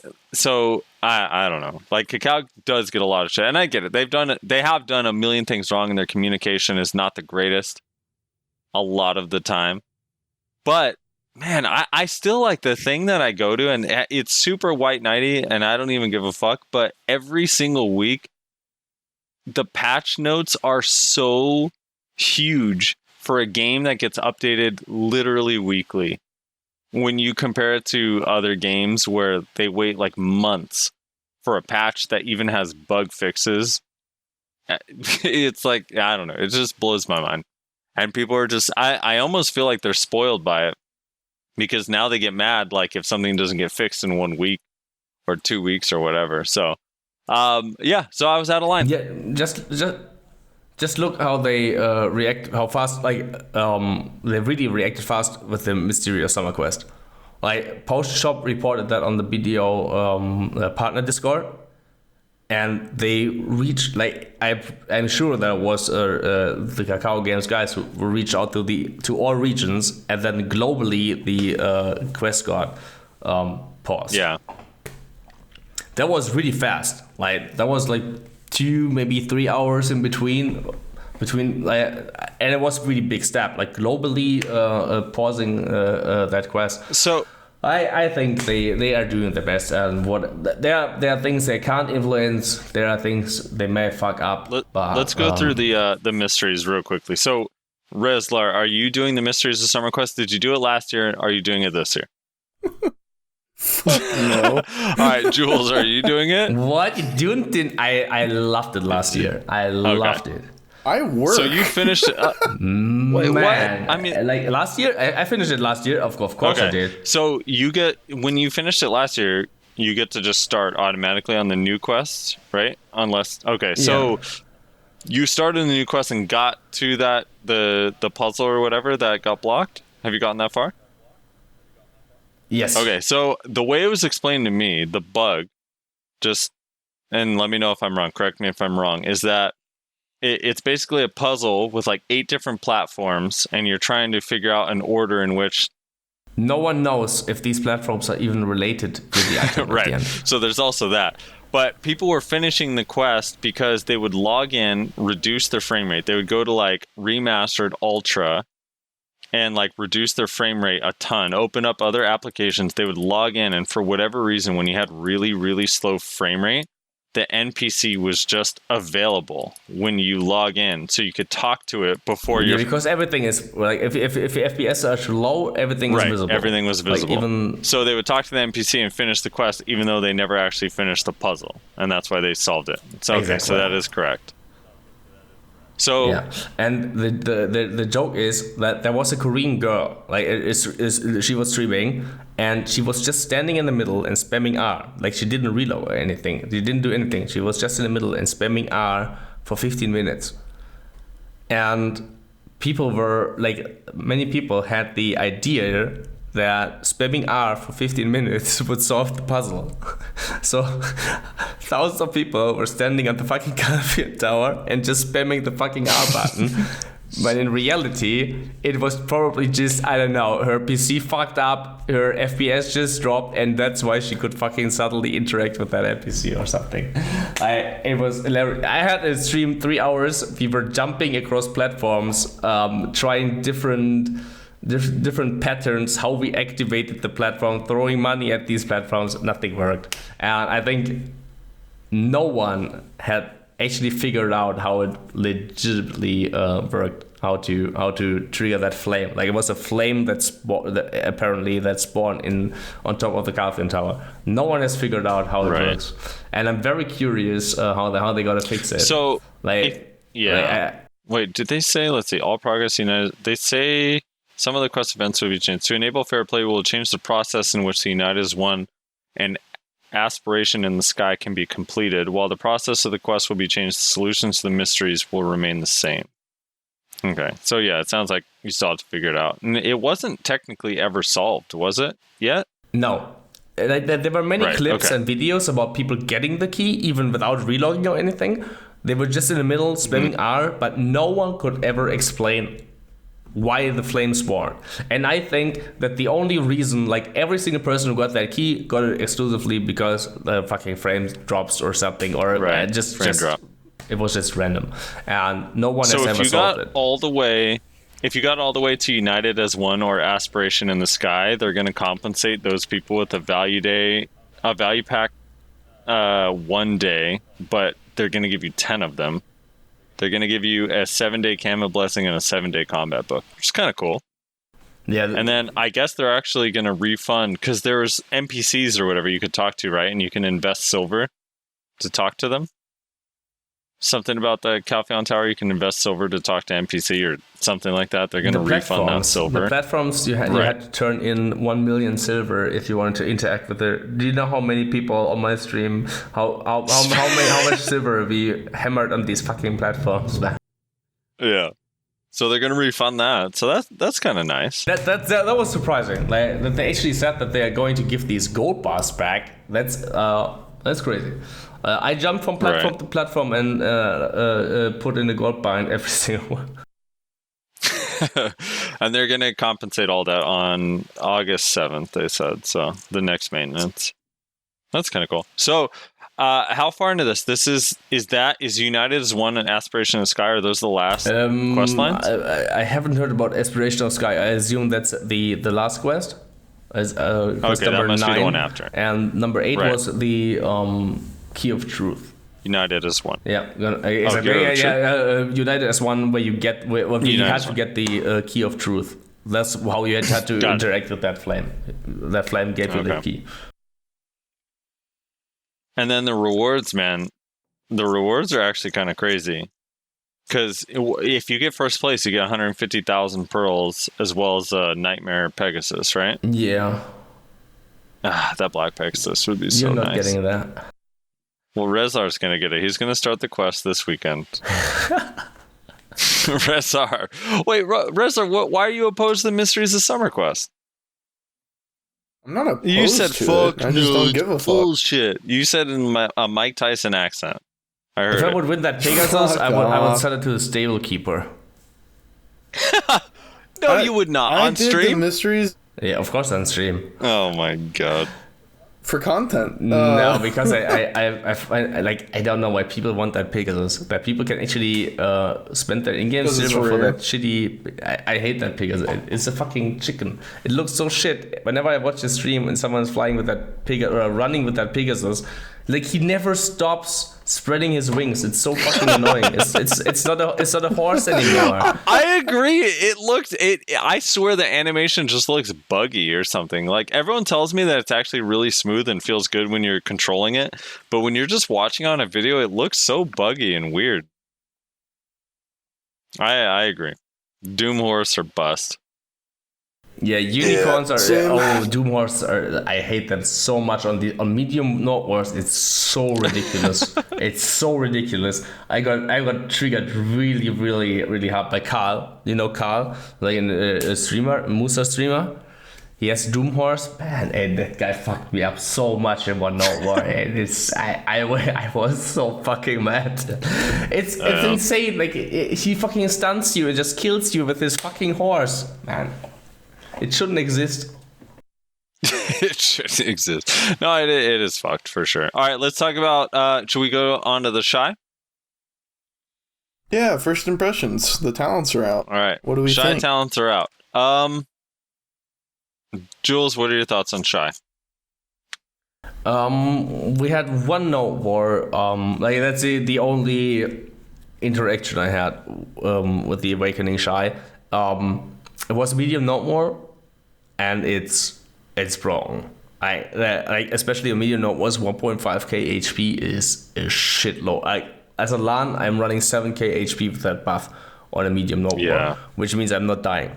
That's a lot. I'm not dying. What is that skill that stiffens? Forest Echo. Okay, so Rez, we talked about this last week. Remember, we were talking about its permanent stiffen or whatever. So I tested. You can definitely get out of it in between each stiffen, like, really easily.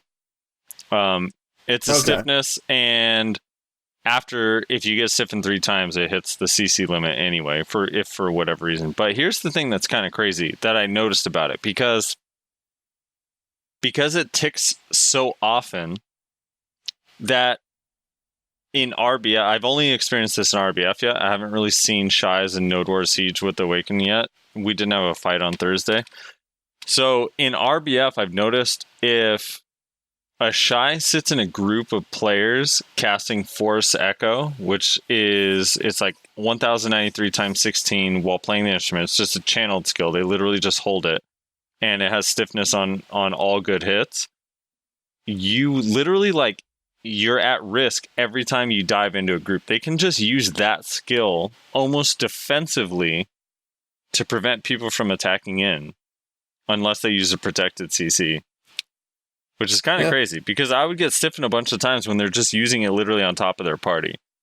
Also, the damage is it's really bad in PvP. It's not good damage. I haven't ran into a Shine with the talents yet, but I did see a clip of some streamer, I don't know who, some streamer in RBF, and it was basically, there was like 5 Shais with the bongos out, and they were at the bottom of the enemy spawn, like in the room, and they were all doing that ability, the channeled stiffen. And so every time they jumped down, they would instantly get stiffened by one of these 5 fucking Shais, and then just get murdered by everybody else who was down there. And I was like, oh yeah, that looks good. That looks fun. Yeah. So here's the funny thing. So, but it's super armor too. It is super armor. It's so channeled. You actually can't CC them out of it unless you're going to grapple them, and your grapple has to be protected. Yes. So Warrior can't grapple them, Vount can't grapple them, Ranger can't grapple them, Tamer can't grapple them. All these classes can. You can grapple. So they'll get stiffened. No, you actually don't get stiffened, because grapple's like this weird thing where you're basically like, when you press the grapple, you're committing to a trade. So because I've grappled multiple times now on Kuno, a Shai out of this ability. And is Shai grapple protected? Kuno has no protection on the grapple whatsoever. So you need protection going into them when you're next to them pressing the grapple. As long as you press it immediately after whatever protected ability you use to get there, you can grapple them. Because the thing is it ticks. So unless you get like bad RNG and it ticks literally But that also has to do with the grapple animation, right? Yeah, but like warrior. So, like, if you're a warrior and you don't have your quick grab up, which basically means your grab animation is fucking 5 years long. I mean, maybe. Like, you have to test it. You're going to get stiffened out of it. I didn't get stiffened a single time when I was trying to, like, block jump grapple. So... Yeah, well, it's because stop. block You jump gotta grapple stop right now. Quit while you're behind. All right, so here's what I was going to say, though. TLDR, Zerker's counter Shai. That's all I'm hearing. Cine, right? You know Cine pretty well. So Yes. Cine and I were... No, I don't know Cine, Frosty. So Cine's, for those who don't know, is probably in the last like 5 months, 6 months, I've known him as a really good archer. I think he's been playing archer since launch. But he re-rolled a Shai. And then the Awakening came out. He's been a Shai for the last like 2 weeks. But then the Awakening came out, and we were testing it in BA. And a lot of the skills, which all the buffs are actually good. So the buffs don't have protection, but the CCs have protection, if that makes sense. Mm-hmm. Like, so if you're actually with a group and you stop buffing and healing, you have super armor. But if you're healing or trying to buff your party up, you don't have any protection. It's kind of how it works.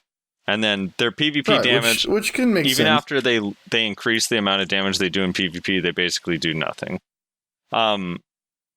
But there's a lot of skills, and I don't know if it's a bug or if it's by design, that the buff is like really inconsistent when we were testing. So he would use, let me get the name just so I'm looking at the page right now.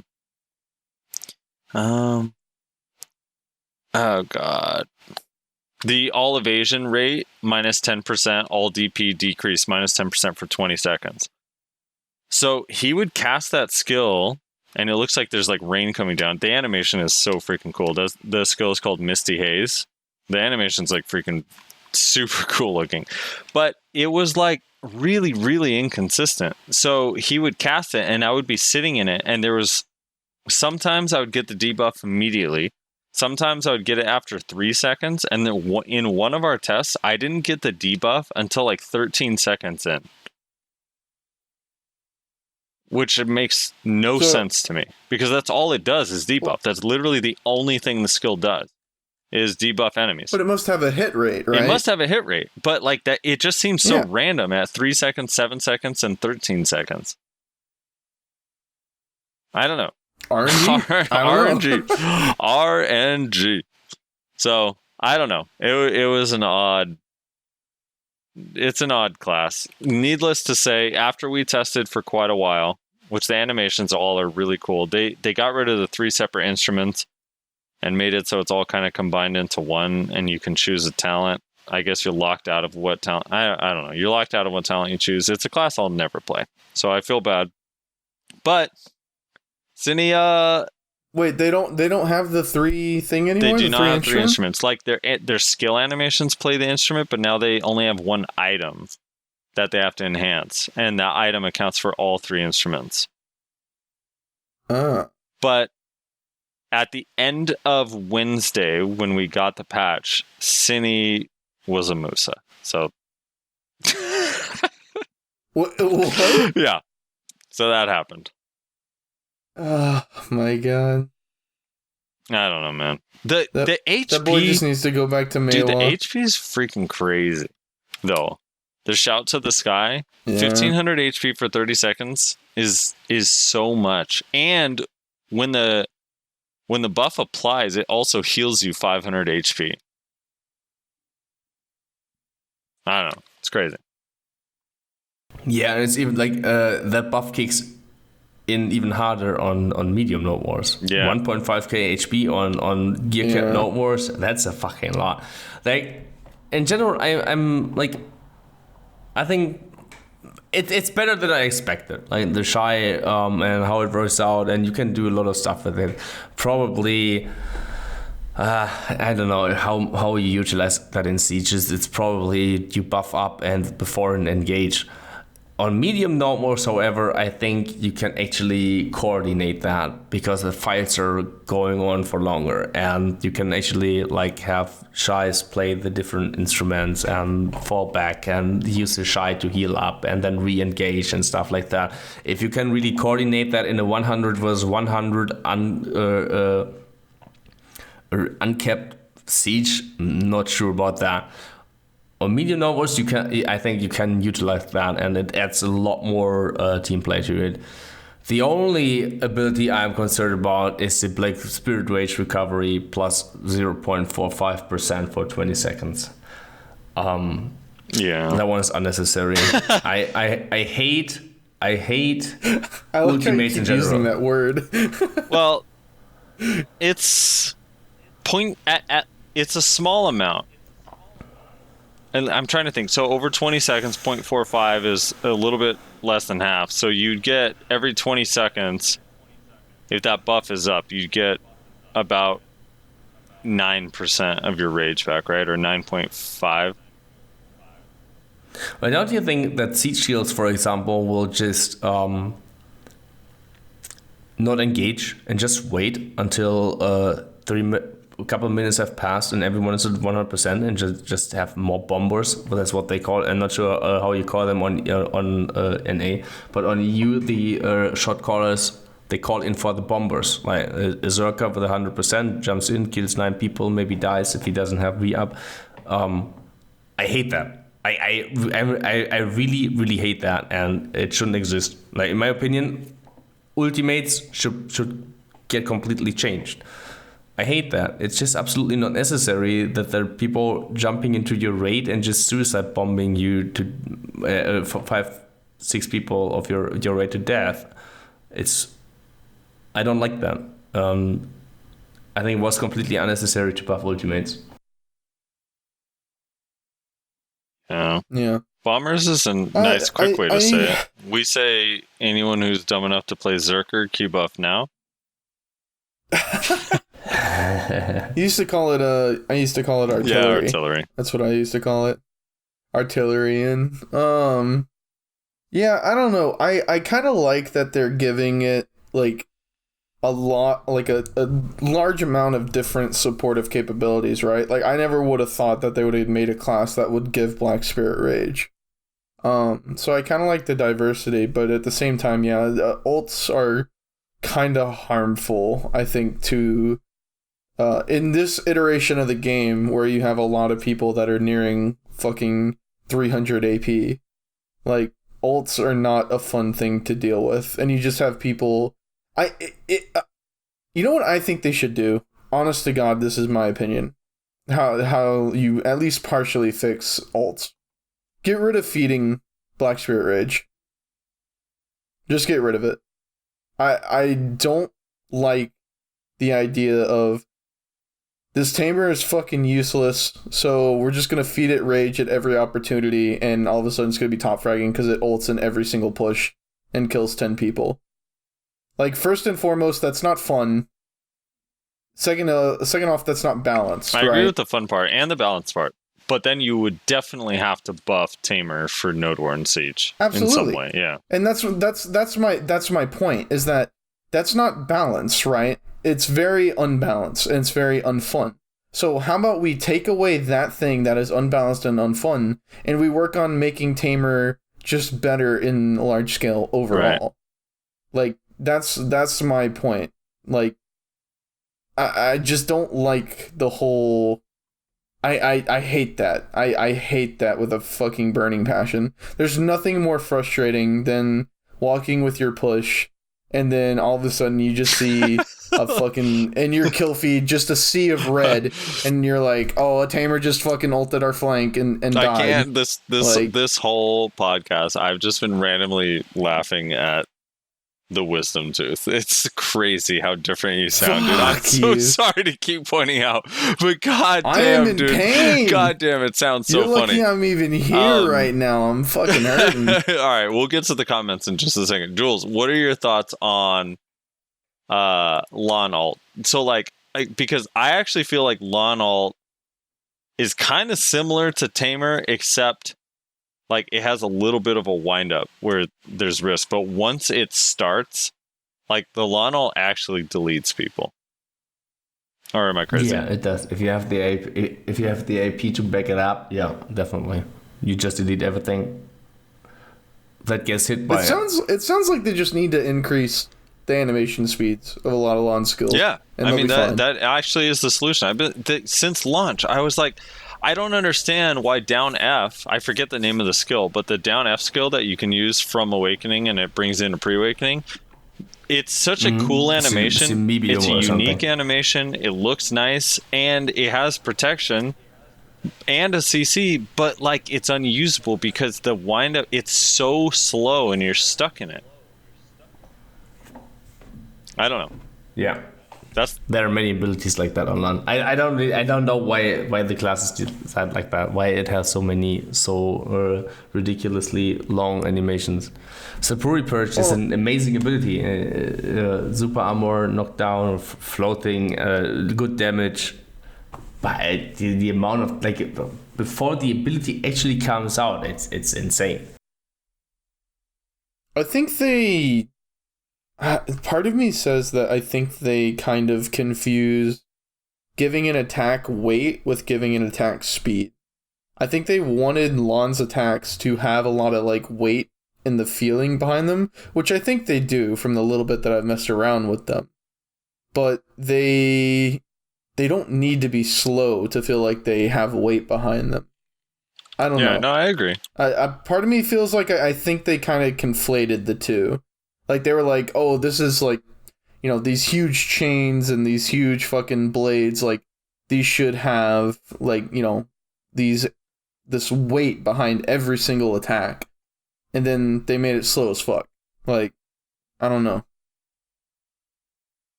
Warrior is, in a weird place as well, where it's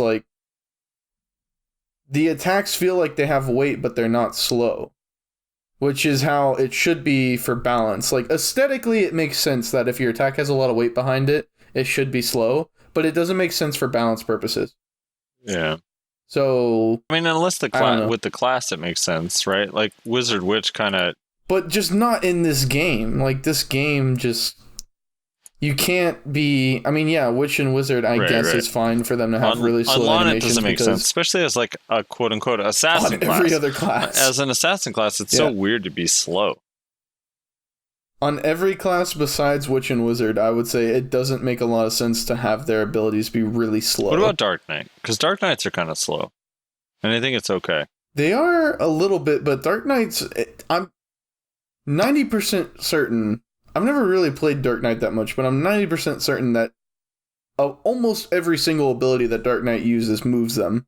So they're being slow is fine. Yeah, a lot do move them. Not 90%, but yeah, a lot do move them. So, I don't know. Lahn's weird. Yeah. All right, we should probably get to the comments here soon. Yeah, this has been a long one. Holy shit. We talked to DJules before about most of our podcasts don't go 2 hours. And now here we are 2 hours in. I enjoyed myself. Yeah, it's fun. It's that's how every week I'm dreading doing the podcast, and then once we start, I'm like, oh, this is actually fun. It's just me that he dreads. He's like, oh fuck, I gotta deal with fucking he's gonna have Rezlar some weird again. toothache again. All right, dude. Do you want to read these comments so I don't have to? I what do I have to press here to do? I have to stop the recording. Yeah, I'm fucking scared that didn't work. Yeah. So here we'll go. Let's do this live on air. So do you see the stop button? What is the stop button? It's the square, the giant black square. Yeah. So you hit stop. Okay. Thank you so much, DJules. Before you hit stop. Wait,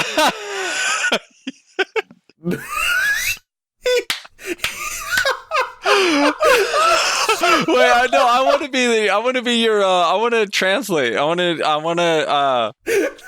I'm your transcription. Wait.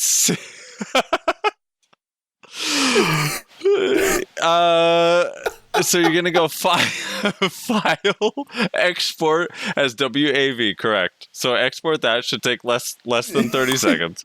Holy shit. It's so funny.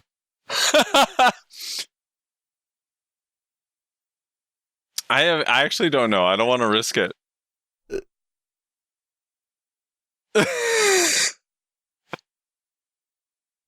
Yeah, just press okay.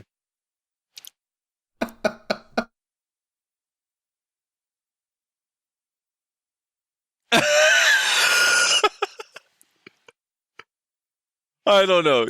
You could do another one and add it on. Don't risk it. Don't risk it. Yeah. Just export it and then do a second one. It's fine. Yeah, export it and do a second one. This is gonna be new for Piotr. He'll love this.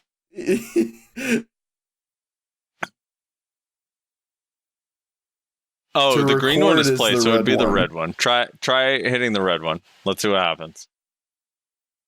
You're okay. After the so I don't even know how this time is going to be filled, but just Hello? Yeah, Hello? go for it. Oh, I'm back. He's back. Welcome back to Jules to the podcast.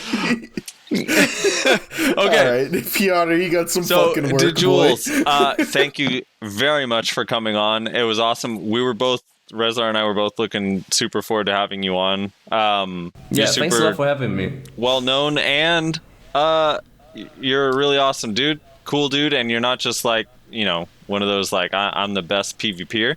Like, it's kind of not your thing. You're one of those. You're a different animal in the BDO community. A lot of people think BDO is just a fighting game, but they kind of forget that some people also like to grind and enhance. But it's a game about love. It's a game about love. No, it's not. I just want to finish with something deep. Okay, so Jules, quickly, where can people find you? If they want to find you on either Reddit or Twitch I hope or they YouTube. don't find me. That's my biggest fear. Where do they find you online? Actually, that doorbell rings during a stream, and then there's someone. Hello, I'm Twitch user Terminator 96. I just want to say hello. Exactly. People can find me on twitch.tv/DJulesTV. I think. Yep. And I forgot my Instagram name. Just come on my Twitch. Like, you will find the rest there. I'm not the social. I'm a big fan of Twitch, but I'm not really good at social media stuff. What time do you normally stream?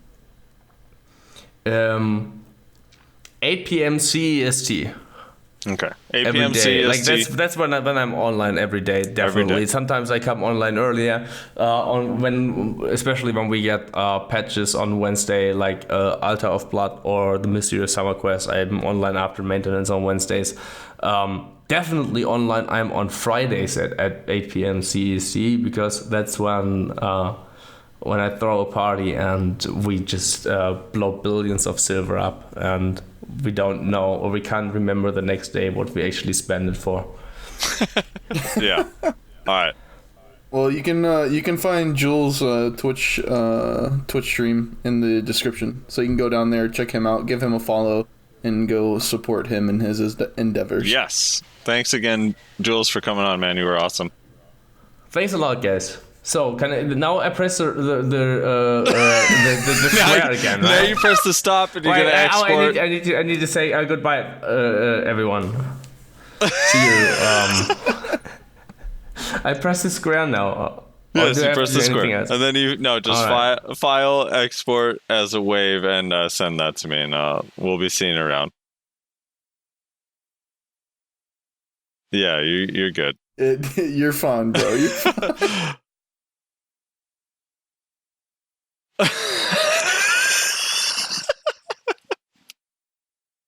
All right.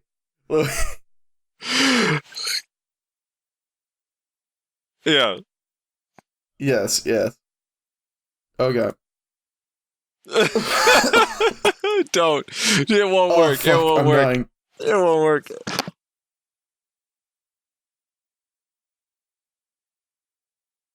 Yeah, because it was on. I don't know. You could try it, but all right. PM me. Frosty. PM me. Thank you so much for coming on. Yeah, hit me up if you have any questions. Do you I have had the? to do it. I actually had to kick Jules from the podcast officially. What? Why did you I had remove to. him? What do you mean you had to? He was too confused. I had no choice. I've never met anyone so confused in my life. Yes, I have the comments pulled up. Let me sort by, you do it by newest first, right? And then you go backwards. He was just trying to figure it out, man. He was I just know, trying I to feel figure so it out. bad. I feel so bad. I PM'd him though. Okay. He said, he Start PM'd me. reading that one. I said, PM me with any questions. He said, it's too big. What? It's too big. What do you mean? The file? Oh my god. Okay, whatever. I'm gonna read comments. You deal with that. No, I got this. I got this. I'm done. All right. All right. So Jesus first, Christ. I'm starting to realize now what you have to go through with these names. All right, Corvine07 said, Yeah. Pre-Awakened Warrior, I've wanted to play around with shields. It's why I chose Warrior in the first place. So Same. that's probably in relation to Succession, I imagine. Yeah. Small Dick Stole Your Girl says re-rolling Lahn. Congrats. I wouldn't. He's going to make the best money in the game. Noms Fatty Kitty said, I sold all my accessories and bought a dream horse. No regrets. So the new Kaposha is good for me. Small Dick Stole Your Girl asked him which one. He never replied. Feels Man, bad. you sold all of your accessories? So you just have like armor and weapons and no accessories and a horse? He's gotta have backups, right? Like a Sula or something. Well, no, he has Kaposha now. Yeah. Oh yeah. He's not level. He's just gonna buy. He's not level 64. He's gonna buy all the ogres and Ronaros off the market and melt them into ogres. He's not level 64 or 63 would be my guess. So he only has earrings and rings. Periwinkle Pictures says, I'm still fairly new to BDO, and it's disheartening to hear that this is what I can expect from the top of the game. It seems like you guys have tried to provide fun and exciting content for the community, and it pains me to hear that a few apples can spoil the bunch. What are your thoughts on that? Yeah. I mean, even if you're new, man, this game's full of toxic people, man. It's just kind of how the internet is full of toxic people in general. Like BDO, here's the thing: BDO is a fighting game where you have a guild chat, or an all chat, or a world chat. So, can you imagine the type of stuff you'd hear in Mortal Kombat or Street Fighter or Tekken if people could type to each other mid-game? Here's the crux of the issue. BDO, people take BDO way too fucking it's seriously. It's a way of life. Nope, that's not the issue. It is life. Day, it's just a video game. Oh my god, it is not a video game. It is life. All right, nope. And it's cool to get upset, but like it is a fucking game. Like just take a chill, bro. Like seriously, just it's nothing to be disheartened about. You literally just block the people that are toxic. Honestly. Yeah, and support people that are trying to like make community like events and stuff. Like go tell Dr. Positive like, hey, I appreciate what you do, and I'm looking forward to when you come back. Like there's a large, here's the thing, right? The toxic people are the minority, fact, but they're the loudest, right? They're the ones who are going in Twitch chat and ring. They're the ones who are complaining 24/7. There's a large unspoken majority that do like, in the case of the BSL, what the BSL did. Even though they might not agree with it. They might think that the BSL fucked up. They might think that the BSL, made some mistakes. They still like it. But they don't say it. And that's no fault to them. It's fine. Like, they don't have to go out and suck Dr. Positive's dick, but installs a lot of faith in the people that are doing the events whenever they hear, hey man, really appreciate that you did this.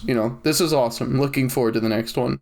It really does mean so much to people that are doing those types of events because of the amount of like, this fucking sucked, like why scuffed fucking event, blah blah blah, like complaining that they hear. So it makes a huge difference. Yeah.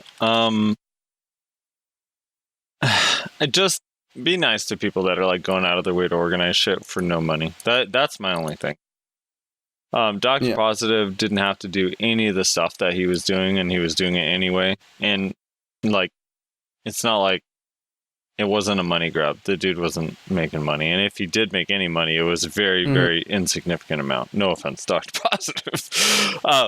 But like, yeah, people like that are, man. I mean, there was a comment that kind of resonated with me, on the post on Reddit that someone had said. I'm going to paraphrase again here. Sorry, I don't have it pulled up, but he said something along the lines of, Dr. Positive was way too good of a caster than the BDO community deserved, and I actually agree with him. So, like, he was too good to deal with the toxicity that he was getting. Yeah, well, I don't want to talk bad about Dr. Positive or the BSL team. And I understand that as they are a larger operation and they do have ties to the people that run this game, they can't always do things in certain ways. But in a situation where I'm running a tournament and I'm trying this new thing out because I think it might be interesting, and it doesn't work out, and people just don't shut the fuck up about it, I'm legitimately just going to be like, well, you can fuck right off then. And I'm just going to go out about my day. And I understand that they can't do that, and Dr. Positive probably doesn't want to do that because he's a much nicer human being than I am. But sometimes, not always, sometimes whenever people come at you with just this fucking hatred, like, you just gotta tell them to fuck off, man. That's my honest opinion. I think that when you were under that kind of heat, you abandoned Hex and went to Clash, so you can't say that. All right. I abandoned Hex because you they abandoned annoyed Versatile. Me. Versatile. I abandoned Versatile because the people of Versatile annoyed the shit out of me. They always talked like they wanted to be the best, but nobody wanted to put in the fucking work to be the best, and it annoyed the shit out of me, so I left. All right, Good and Drunk says, I like the concept of BSL, but I didn't like the trial character part of it for this season. I'd like to see it split into trial character and a bring your gear league split into either gear score or AP sub brackets. BDO is a gear game, and I've heard from multiple people that they'd like to see that option. In regards to Succession, as a ranger, I'd have to see what I gain from it and what I lose. Ranger's Awakening is an important part of the class's playstyle. Personally, I think that reworks are more necessary for classes released before Striker. Absolutes were a band-aid at best. I don't know about actual characters in Trial. I think Trials themselves need a revamp. They need to be based on a higher gear. I think 269 309 or 269 316 would actually be like really, really balanced across the board. But yeah, there's just too many classes that don't like function well at AP and DP. DKs, because DKs don't have a ton of CCs, especially from range. Their damage is kind of what they rely on in Node War and Siege and in 1v1s on high geared players. So they break your block, and then they have an opening because the opponent they're playing against has to play differently. That doesn't happen on trial characters. I honest to God believe that the game is most balanced around 265 to 269. I think that's where, like, I honestly feel like every class is on fairly equal terms. Yeah, every time I talk about like DP changes, I'm like, man, I just wish we could all survive for more than one combo, or at least a full combo in order to kill somebody. And then I see 340 DP with Nuver, and I'm like, oh, like, I wonder if that's what they had in mind, because at that point, then it starts to feel like that. Like, oh, a ninja at 269 catches you when you're 340 DP and you have 5% of your health left at the end of their combo. It's interesting. So yeah, I don't know. Yeah. I mean, I liked how it went. I thought just the 3v3 thing was not great, and they recognized it wasn't great, but it was what it was. I think trial characters is still better than straight up geared currently, because some people have so much gear that takes so long that in a tournament format, it just, I don't know, just doesn't really play out. But I would say, why not have both? Yeah. Like, you can have both on like a rotation, right? And this is one of the things that we may have seen the BSL do if they had continued like their operation, right? Maybe they take a break for a month or two, and then they come back, and then this time they're like, okay, this time we're going to use real characters. And then after that, month of gameplay, they take another little break, they come back, and they say, okay, we're doing trial characters again. And they just do like a rotation, basically, so that everybody gets what they want, right? Like, I think there's no problem in having it both ways, right? It just takes a little bit longer.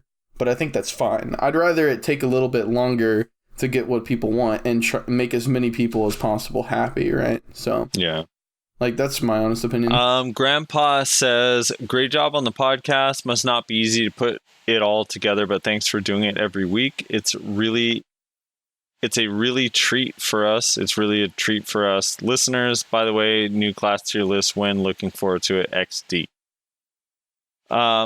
It's pretty easy for us to put it together because we just make Piotr do it. We just make Piotr do it. I know, I feel so bad every week. I'm like, oh my god, poor Piotr, dude. I know, dude. Every week I'm just like, every time like he exports it and like my brain just starts nitpicking and I'm like, I don't want to be a fucking asshole, dude, though. Like I worry so much that I'm like being too critical. That last one was awesome though. He did such a good job on that. It was. He did a really great job on the last one. Yeah, thank you so much for the kind words. New class tier win. We're going to wait a little bit to get a siege or two under Shai's belt, and then Rezlar and I will likely get together on a Friday and do a class tier list. We'll probably a month. You think a month? We'll probably stream that one live. I think that'd be a fun live thing to do. Yeah, I agree. Yeah, probably like a month. I think that a month is enough time to kind of see where the Awakened Shai lands in terms of their siege potential. Yeah. So. Psycho says, which is greater than Wizard for sure. Great podcast as always, Heart. Yep, for sure. Can't disagree. Obviously. Sunny Bloop says, great podcast as usual. Love hearing your thoughts on Succession. Excited to see Lahn and Ranger's Succession, particularly. And then he puts in parentheses, personally hated Ranger's Awakening, but loved her pre-awakening and re-rolled off Lahn onto Shai. I loved her pre-awakening, but it's basically useless outside of defensive utility in PvP and almost never used in PvE. Yeah. I mean, I'm literally the opposite. That's what's so weird. I think the Ranger's Awakening is like the most beautiful awakening in the entire game. It just has no protection and not enough utility anymore after the CC changes. So, yeah. He's got to read more. This is huge. All right. Regarding Shai not being support, even with her new skills and damage abilities, she's still going to be trash tier in 1v1, and while she is getting a protected AoE stun and AoE stiffen, I highly doubt those alone will suddenly make her a pure DPS class. You're correct, they will not. I tested it, they do no damage. Then they say, especially when those two are... when two of those are channels that lock her in place, and the rest of her non-awakening damage is both slow and unprotected. Her utility is huge, her heals are decent, still wish her non-awakened shift plus E had a shorter cooldown to be on par with Witcher's heal, but her awakening heals make up for it, and she still stacks super well with evasion. And from what I'm hearing, most Shai mains will still be rocking full evasion in PvP even after awakening and with PvP damage changes. Yeah, I think you're right on that, personally.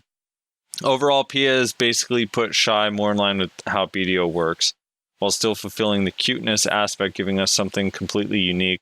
Super hype for Ordalita, more group content, PvP and PvE is something BDO sorely needs, as Shai probably will allow them to do some really interesting and challenging stuff. Yep.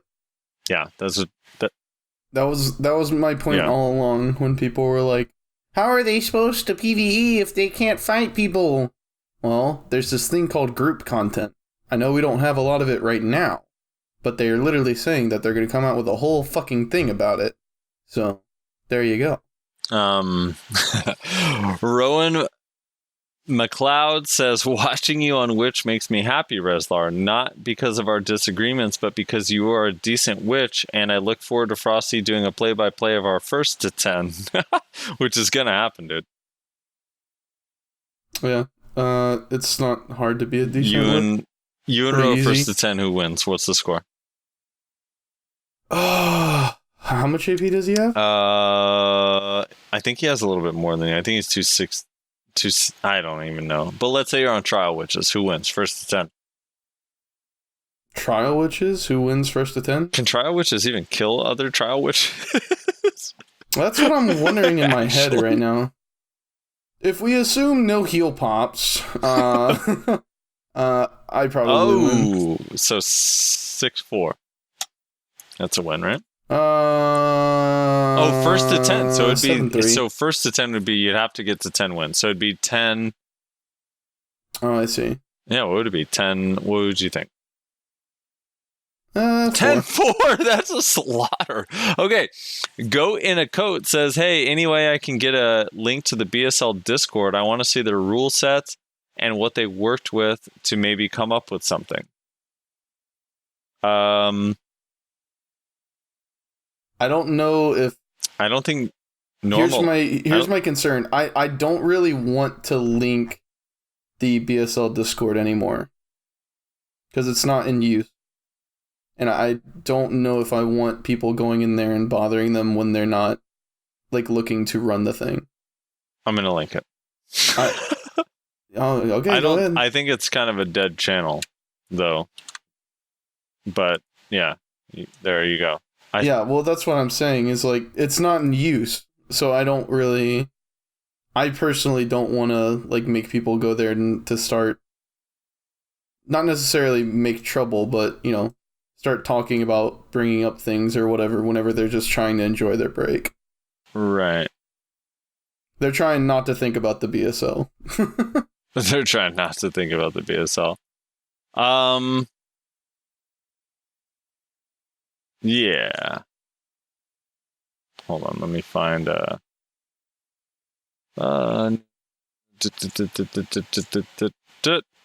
lost my spot here, dude. You're at the Shepherd 112. Oh, okay. Yeah, the Shepherd 112, probably just going to go with Awakening Succession Archer. It's already so good. I'm looking forward to it being even better. Yeah. Ambitious Panda, Shy CCs even on Xbox seem broken as fuck. Please nerf. I honestly don't I don't think they are. I don't think they're broken. Honestly. Yeah, I don't know. know. It's just me. Need to experience it more before I make a final judgment. We'll see. I'm sure someone will come up with some weird ass exploit that, you know, I don't know. You can click to move the bongos to make it constantly stun. Yeah, click to move the bongos. Either that or like, I don't know. Who knows? The two Shais together confirm a CCU because the ticks are at different timings. Who knows? Let's see. Leveic says, holy shit, my Lahn clips made it on here. Oh, dude. Thanks for listening to maybe listening to the podcast. Maybe you just watched quickly. But yeah, dude, those were like, I love so much when people on Reddit actually put that much work in to putting together something that they want to show. Like, instead of just going on like, hey, I hate this because of blank. Like, you actually have video evidence, both PvE and PvP. That was really awesome. So yeah, nice clips. I'm assuming Loveac is from that Lahn post that said Lahn grab needs looking at. Yeah, I'm assuming. Jordan Crawford says, P.S. Snurtle has never lost a legitimate fight against a 265 wizard. He's incorrect. That P.S. was to the original message that says, invite Snurtle to the podcast. I heard he will expose Rezlar if he doesn't get on. Exposed for what? The fact that I'm a 265 witch and I'm constantly in the top 5 of Node Wars? With you, Jordan, Mr. 280 AP Archer? Some Frankenstein says, hey guys, I'm currently a level 62 Shai. Just wondering, since the talents are coming out within 24 hours of this post, what are your opinions from this week coming?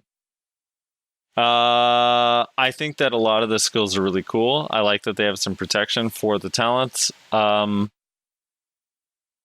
I mean, they're going to need some patches, though, to help them out a little bit here and there. There's some bugs, and there's some weird stuff. We'll see. But I think for people that enjoy that playstyle, that they like it. There's a lot of Shais on the Shai Discord that are unhappy. So, yeah, there's some stuff that needs to get fixed. Hopefully they improve some quality of life stuff. It's like mostly quality of life. Zodiac Master says, TLDR version. BDO's community is toxic with an A. Random comments. Big boys hacking in a MMO game. Big bronze. Also a grab that is the range of a Roadhog's hook in Overwatch. Some dumb ring that won't take Rezlar to silver in League. And a lolly that Frosty will re-roll to. Thank me later. I will not re-roll to Shai.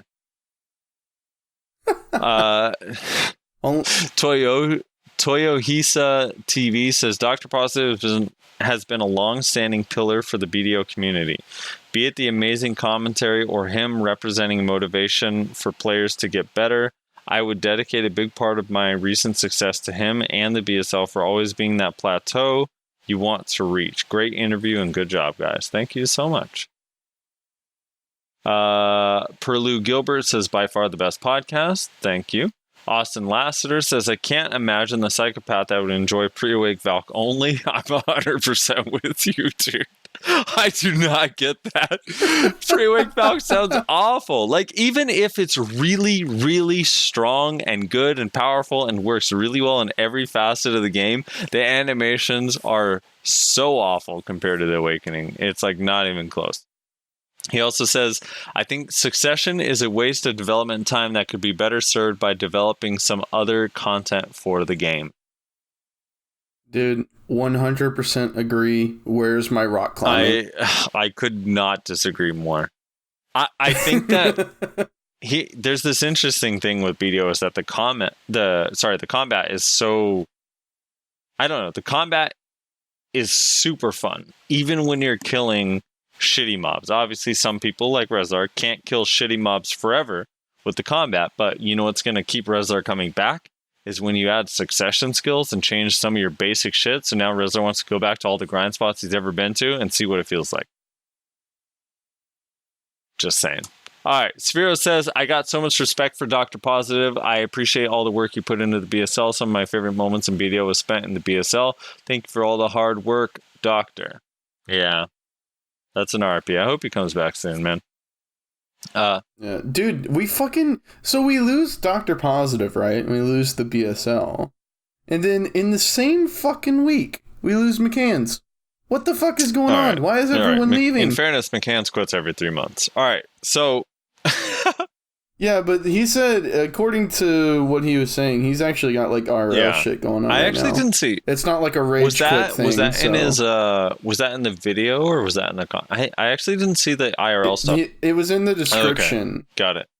He said that he has some life and work stuff that he has to focus on for the next bit of his life. Well, hopefully he comes back because he has to take a break. As much as I like to meme on McCann's because the fanboys like go too crazy. The dude is a really, really good warrior that, I mean, you need a McCann's for every class, basically, to keep people in line. Mm-hmm. Not Piotr says, with my succession skills, I hope they make Archer Great Bows stronger. I feel like it is really lacking in damage currently. Fuck you, Piotr, that's top 5 Archer NA right there. Yellow PK, who I don't know if I'm trying to think of my relationship with Yellow. I've only had a couple interactions with him. Yellow PK is a ninja who puts up videos of him. He does first attempts with a lot of different players, different classes and whatever. But the first time I ever saw him, he was in Naka Mafia and we were in a war and we were like literally stomping Naka Mafia, but Yellow PK was killing so many of our members that it actually was weakening our push enough that they were staying in the fight like so much longer than it needed to last. And then I saw that he actually put the videos. I randomly fought him. This is a long time ago now. I don't know, probably 6 months, maybe 8 months. I fought him in BA on Med 4, like a fight night style thing. We fought for a while, and then on my Sork, that was like way back in the day. And then I saw he was putting up these videos. One thing I'm gonna 100% commend him on is his ninja guide is awesome. Have you seen it? That's you, Rezlar? Have you seen his well, yeah. Have you seen that it exists? All right. No. Why because you're gonna reroll. Ninja guide? Obviously, you play a fucking witch. No.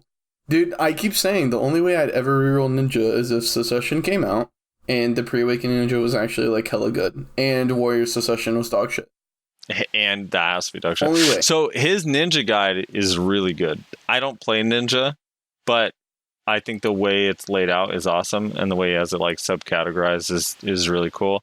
And his first attempts are cool. I think at times I've criticized him for being a little bit cheesy, and I stand by those claims. All right, 0H says, the biggest problem with the pick and ban system, so he's referring to the BSL, the 3v3 part.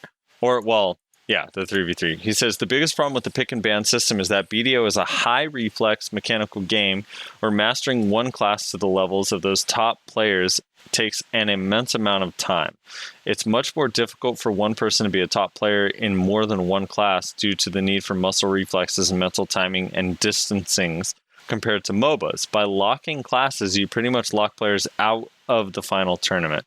When combined with the pick, making it an indirect ban, a situation is made where some people don't even get to play. And I mean, I 100% agree with the sentiment there, for sure.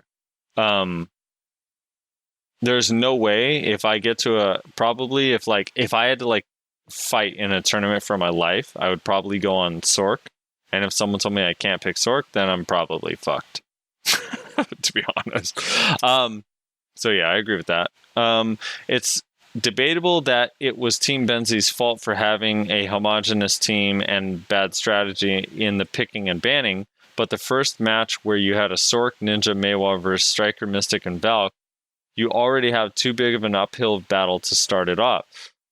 There's no overpowering with damage with trial characters, so Benzi's only hope of winning was for the Ninja to work his grabs, whereas Rapars just had to spam SA rotations with AoE CCs. The only leg up May would have had in the fight was mobility, which was the completely nullified. Sorry, he said the. I think he just meant which was completely nullified by the two vacuums. In the end, it was 3 tank AoE classes with 4 grabs versus 3 mobile low defense classes with 1 grabber. They summed it up pretty well, saying it's 3 classes with good engages versus 3 classes who are good at running away. In an arena 3v3 situation, there was no doubt a huge uphill battle. With the tournament rules and BDO specified balancing, I definitely agree with Dr. Positive's decision to take a step back and take a longer look at things before restarting the tournament. I mean... Yeah, we really gotta come up with TLDRs for these comments. Fuck. I don't know. I mean, I don't think, like, as a result... I mean, he's adapted to so many, like, issues in the past. I don't think he needs to take a break specifically for the community. Like, I don't think it benefits us. See him taking a break, but yeah, he's doing it because he needs to for his fucking mental health. I mean, you heard it whenever he was on the podcast, and he said that towards the end of it, he was dreading turning on his stream. I mean, that's just that at that point that means you can disagree with the rules, and if it's not fun, then why are you doing it? You can disagree with the rules all you want, but if someone feels like they're like hosting a tournament, something that's supposed to be fun, and they're like actually dreading it, that's just too far. You know what I actually just thought about, and I wish I would have asked him this whenever he was here. I wonder if all of those quote unquote internet outages that he was having right? during the last few weeks. So like I actually did. I'm not even kidding. I thought of that, but I didn't want to put him on the spot like that. I was just like, well, I'll let him have that moment if that's what was happening. Well, I'm gonna be real. Even if he was bullshitting, I wouldn't blame him. Yeah, for sure. Someone replied to that comment. The last shooter said 0H. I wanted to read all this, but I didn't. You might be right. I don't know. It's weird. John Sweeney says Zerker can grab on different planes as well. Jaw dropped in Choice's stream when he grabbed a striker from on top of a bridge. I think it's completely broken. I think it's a completely broken mechanic. Yeah. Yeah. So, grabbing from different planes, no matter how it works, is definitely broken. Yeah, it's pretty stupid. The reason that I think I'm more upset about Lahn's grapple is, again, it's all of it combined, right? Lahn's grapple does grab from different planes just like Zerker's, but also it's range, but also it's AoE. Like, it's all of these things together that makes it like more upsetting than other grabs that do somewhat similar things. Although I don't think any of them should be able to do things like this. I don't know if it's actually... I feel like that would have to be like a deep-coded thing that I don't see them changing anytime soon. Yeah, they probably won't change it, which is why, honestly, they should just change the width of the grab. Jeff M says, wow, for some reason, I've been calling them Capodia. Not sure why. Capitoa. Capitoa? Yeah, that's how I read. Oh, yeah, you're right. There's no Capodia. Capitoa. Yeah, you're right. That's... No, Jeff M. Which is hilariously close to, I think it was Finding Nemo with the, in the fish tank, the blowfish. Oh, yeah. You've seen Finding Nemo, right? Mount Wanahakalugi? Yeah, didn't he say, like, Krakatoa whenever the volcano, like, exploded or whatever? Like the fake volcano in the fish tank? What did he say? I thought he said I'm pretty sure he said Krakatoa. I thought he just said sharkbait brouhaha. They said a lot of things. Ritzer McGork, we're going to get sued. Ritzer McGork says, we're going to get great sued. podcast as always. My opinion on Succession is mixed. On one side, I play Tamer, Ninja, and Lahn and don't want to miss either the main hand or the Awaken skills because the number of abilities you can use give the combat the taste of complexity many players seek. Other MMOs feel simple with just 7 to 10 skill rotation. I agree. So hopefully if they do Succession, they make the other skills like actually good, so there's more of a variety. We'll see. He says the positive side is that such a big update can bring some unexpected changes that no one expects and will improve the experience in the way you play the game to a whole new level, like transfer. Every class into 3 classes, hybrid, pure main hand, and pure awaken, so the game all of a sudden has 3 times the classes before. Best thing to do right now is to wait and let's see if we get something good or complete track. Yep, I agree. He said also you can just call me Ritzer. All right, Ritzer. So I agree, and maybe it won't be 3 times. There's a good chance it'll just be 2 times. I don't know what the deal is with Awakening. There's part of me that thinks, Rez, that it's just going to be pre-Awakening Succession, or you can use hybrid. And there's not really an Awakening change at all. You think so?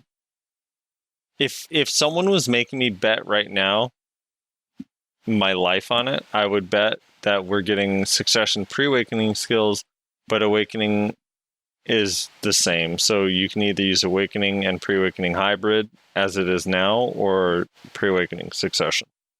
Maybe there will be Awakening Succession as well. I have no idea, but I don't know. Who knows? Next person off mana said, King of the Hill, amazing. Could see that every week. Great podcast vid. Yo. Yeah, I'll try to get more of that. Mostly for personal reasons. I need more and more PvP. I'm officially a Kuno now, Rezlar. Congratulate me. Again? Yep. All right. Jules sent me the audio right now. I'm glad he figured it. I don't hear anything in the audio though. Oh no. Alright, let's focus on this, Rob. Focus up. Focus All up. right. I'll have to listen to that in a sec. Uh-oh. I'm worried we're gonna be working on it all fucking weekend, dude. Here it comes. Garrett F2 says, my favorite episode so far. Keep up the great work. Thank you very much. Thanks, Garrett. About time you watched one of these. You know him? Fuck. Or her? Sorry. Yeah, I do. He's a good friend of mine, friends for many years, and I called him out the other day, saying that he wasn't dropping comments on my podcast, and he probably wasn't even watching them, and he admitted that he hadn't been watching them. So the fact that he says my favorite episode so far, I have some questions, Yeah, Garrett. I think I actually know Garrett. I think I played Black Ops Battle Royale with Garrett. Yeah. He got us killed. We played, yeah, I think we've played a couple games before. His Acarius DE Tyravel, that one you're going to have to phonetically spell out for me, dude. I don't know what the fuck to call you. He says, on the hack... I think they're in the Discord. On the hacking in EU, almost everything is cheaper in Marketplace, and I never saw a hacker outside of Shadow Arena. So I guess we got lucky so far. With Succession, I don't understand how Sork wants to only go for the Scythe. Pre-Awaken, so nice. I would always go for that. Yeah, see, the Scythe is a really cool weapon, though, right? Like, it just looks cool, and the skill animations look nice, so I think that's why. Might not necessarily be compared to how good it is. Sukin IDK replied to him and said, oh, Enoth there on EU, just chill at Velia, Heidel storage with the pet skill to spot negative players. Don't know the skill name at the moment, sorry, and you see quite a bunch of spots where no one is standing or changing positions really quick. I don't know. I have no idea what that means. Lost Souls said, I've run into these hackers also. And he posted a link to a YouTube video. Yeah, did you watch it? No. He runs up to this hacker and he CCs him and he literally just starts dying. Like, even though he CC'd the Zerker and the Zerker's on the ground. Yeah, his HP is literally just going down and down. Oh my god. Yeah, what timestamp is this? We'll have Piotr added in. 247. Yeah, it's pretty funny. Yeah, holy shit, that's hilarious. I think what's hilarious is the fact that they're all Zerkers, because what they do is it's basically glitching out the spin. Like, I can tell that that's what this is just from looking at it, and like how steadily his health is declining. So essentially, these hackers are just in a constant spin state and just like walking around. Yeah, he got clapped. Sorry, Lost Souls, you're not good at fighting Zerkers. Lost Souls also added they should make some trusted player admin for each server to combat these hackers. Yeah, probably not. Thomas Grimes says, a friend turned me onto this podcast a week or so ago. Great content, fellas. Love what you're doing. Gotta say, Rezlar, which probably suits you better. Wizards are for real men. Especially funny since you dog whining wizards, then roll over to Witch after a week. LOL. Yeah. I'll still complain about whining wizard. If you're complaining that wizard is bad, then you're retarded. If you're complaining that Witch is better than Wizard, then there's some truth to that.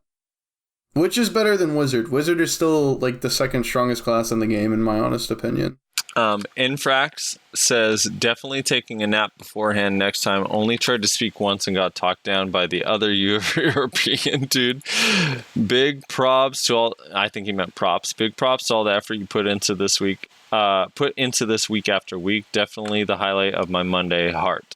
Thank you very much, Infrax. We appreciate that. We put in a lot of work. It's very difficult.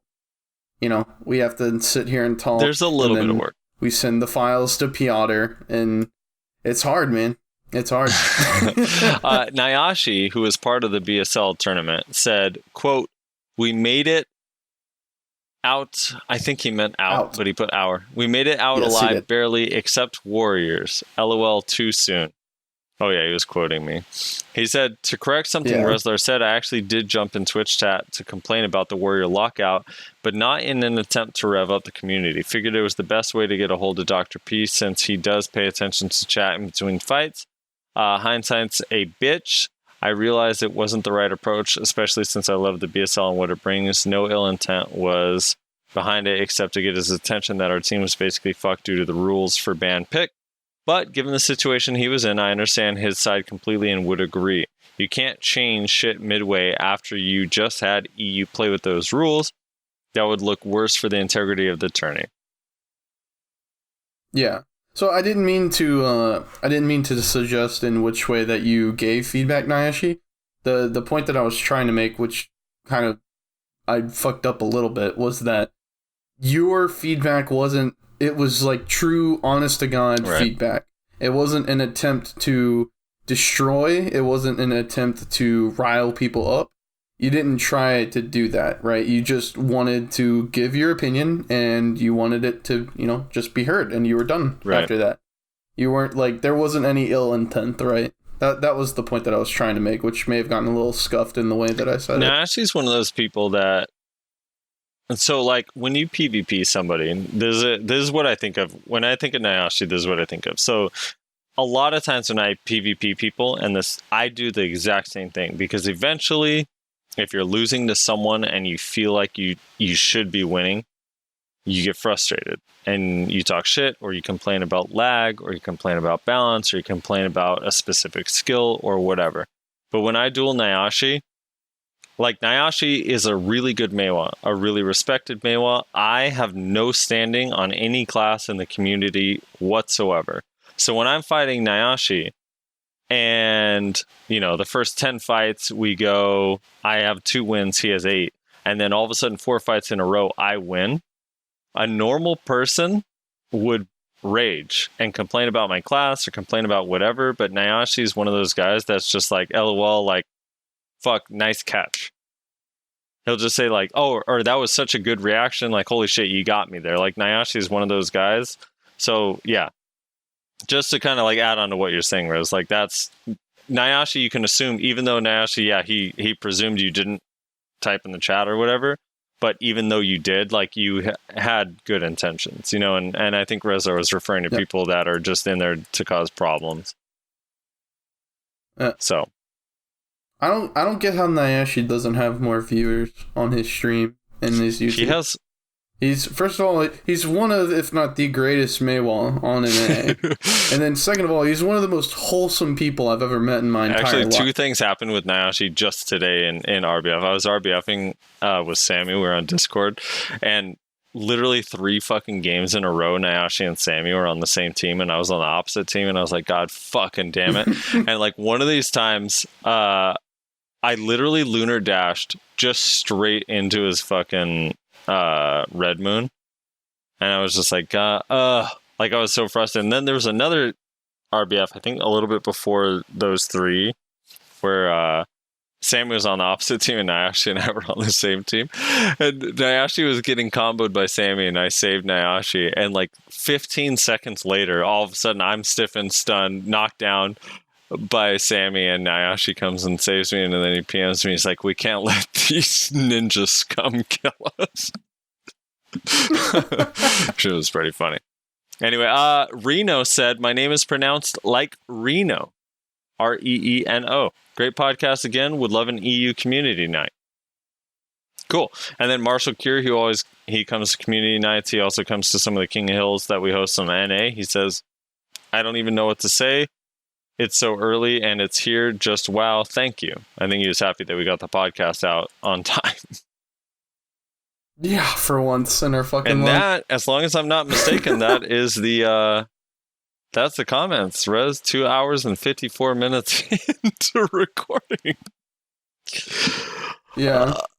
It'll probably turn out, like I said, I think we were fucking around for like 10 minutes before we actually started. So it'll probably come out to about 2 hours and 45 minutes. So enjoy the content. We don't know.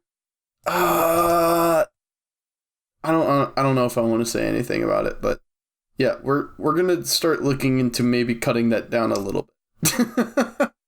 Because 3 hours is a bit much. I know you guys like it, but it takes a decent chunk out of our day, And more importantly, it makes the render time for Piotr absolutely fucking We gotta get horrendous. this to him soon. So- I'm gonna try to get this all finished and sent to him before Siege.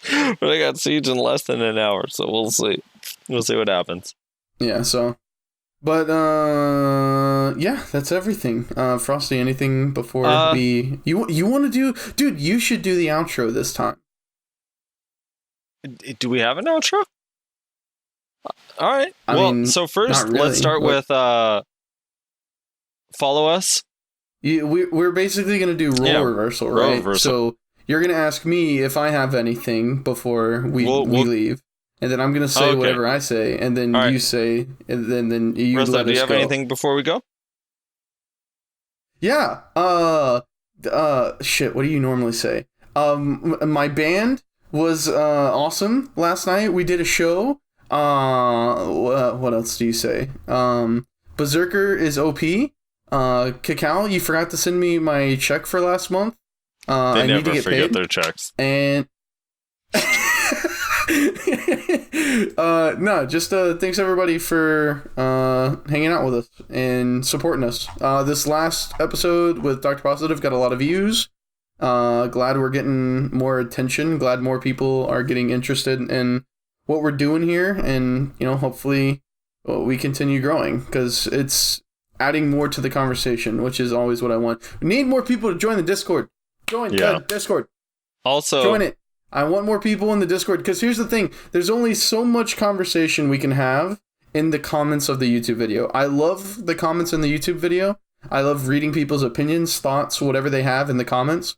But there's only so much discussion that can be had in the comments of a YouTube video. True.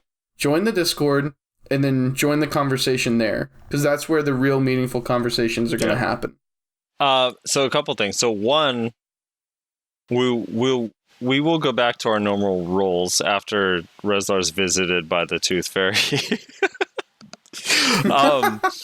And he doesn't sound like Mike Tyson. But two things I wanted to mention. I'm going to call these honorable mentions. One, Fake Uniform started a podcast, and I got messaged by like 3 or 4 people that was like, oh man, Fake Uniform's doing a podcast, dude. He's trying to undermine you. He saw what you're doing and he wants to do better.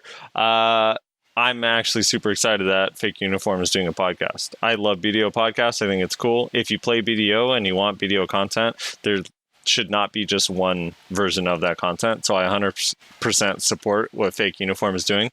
Check out his podcast. I'll reach out to him and see if we can get him on ours, and I would love to be on his. That would be fucking awesome. And his podcast format is totally different and really interesting, so definitely check it out as well. And then outside of that, join the community Discord. Come fight with us if you have gear. To be honest, like a lot of us are gear carried, so might be kind of rough, but you could try to come on trial characters, pop Giant Draft and Perfume, and you'll be all right. But we do like King of the Hill every once in a while, me and a few friends. So I'll post that in the Value Pack Discord when we do that. Yep. I haven't even talked with you about this, Frost, but I've been weighing on this for about a week now. I deliberated it in the past because people brought it up, and I thought, maybe it might be fun. But I've really been deliberating on it over the last week. I think it might be time to run a community tournament. That could be fun. Trials only?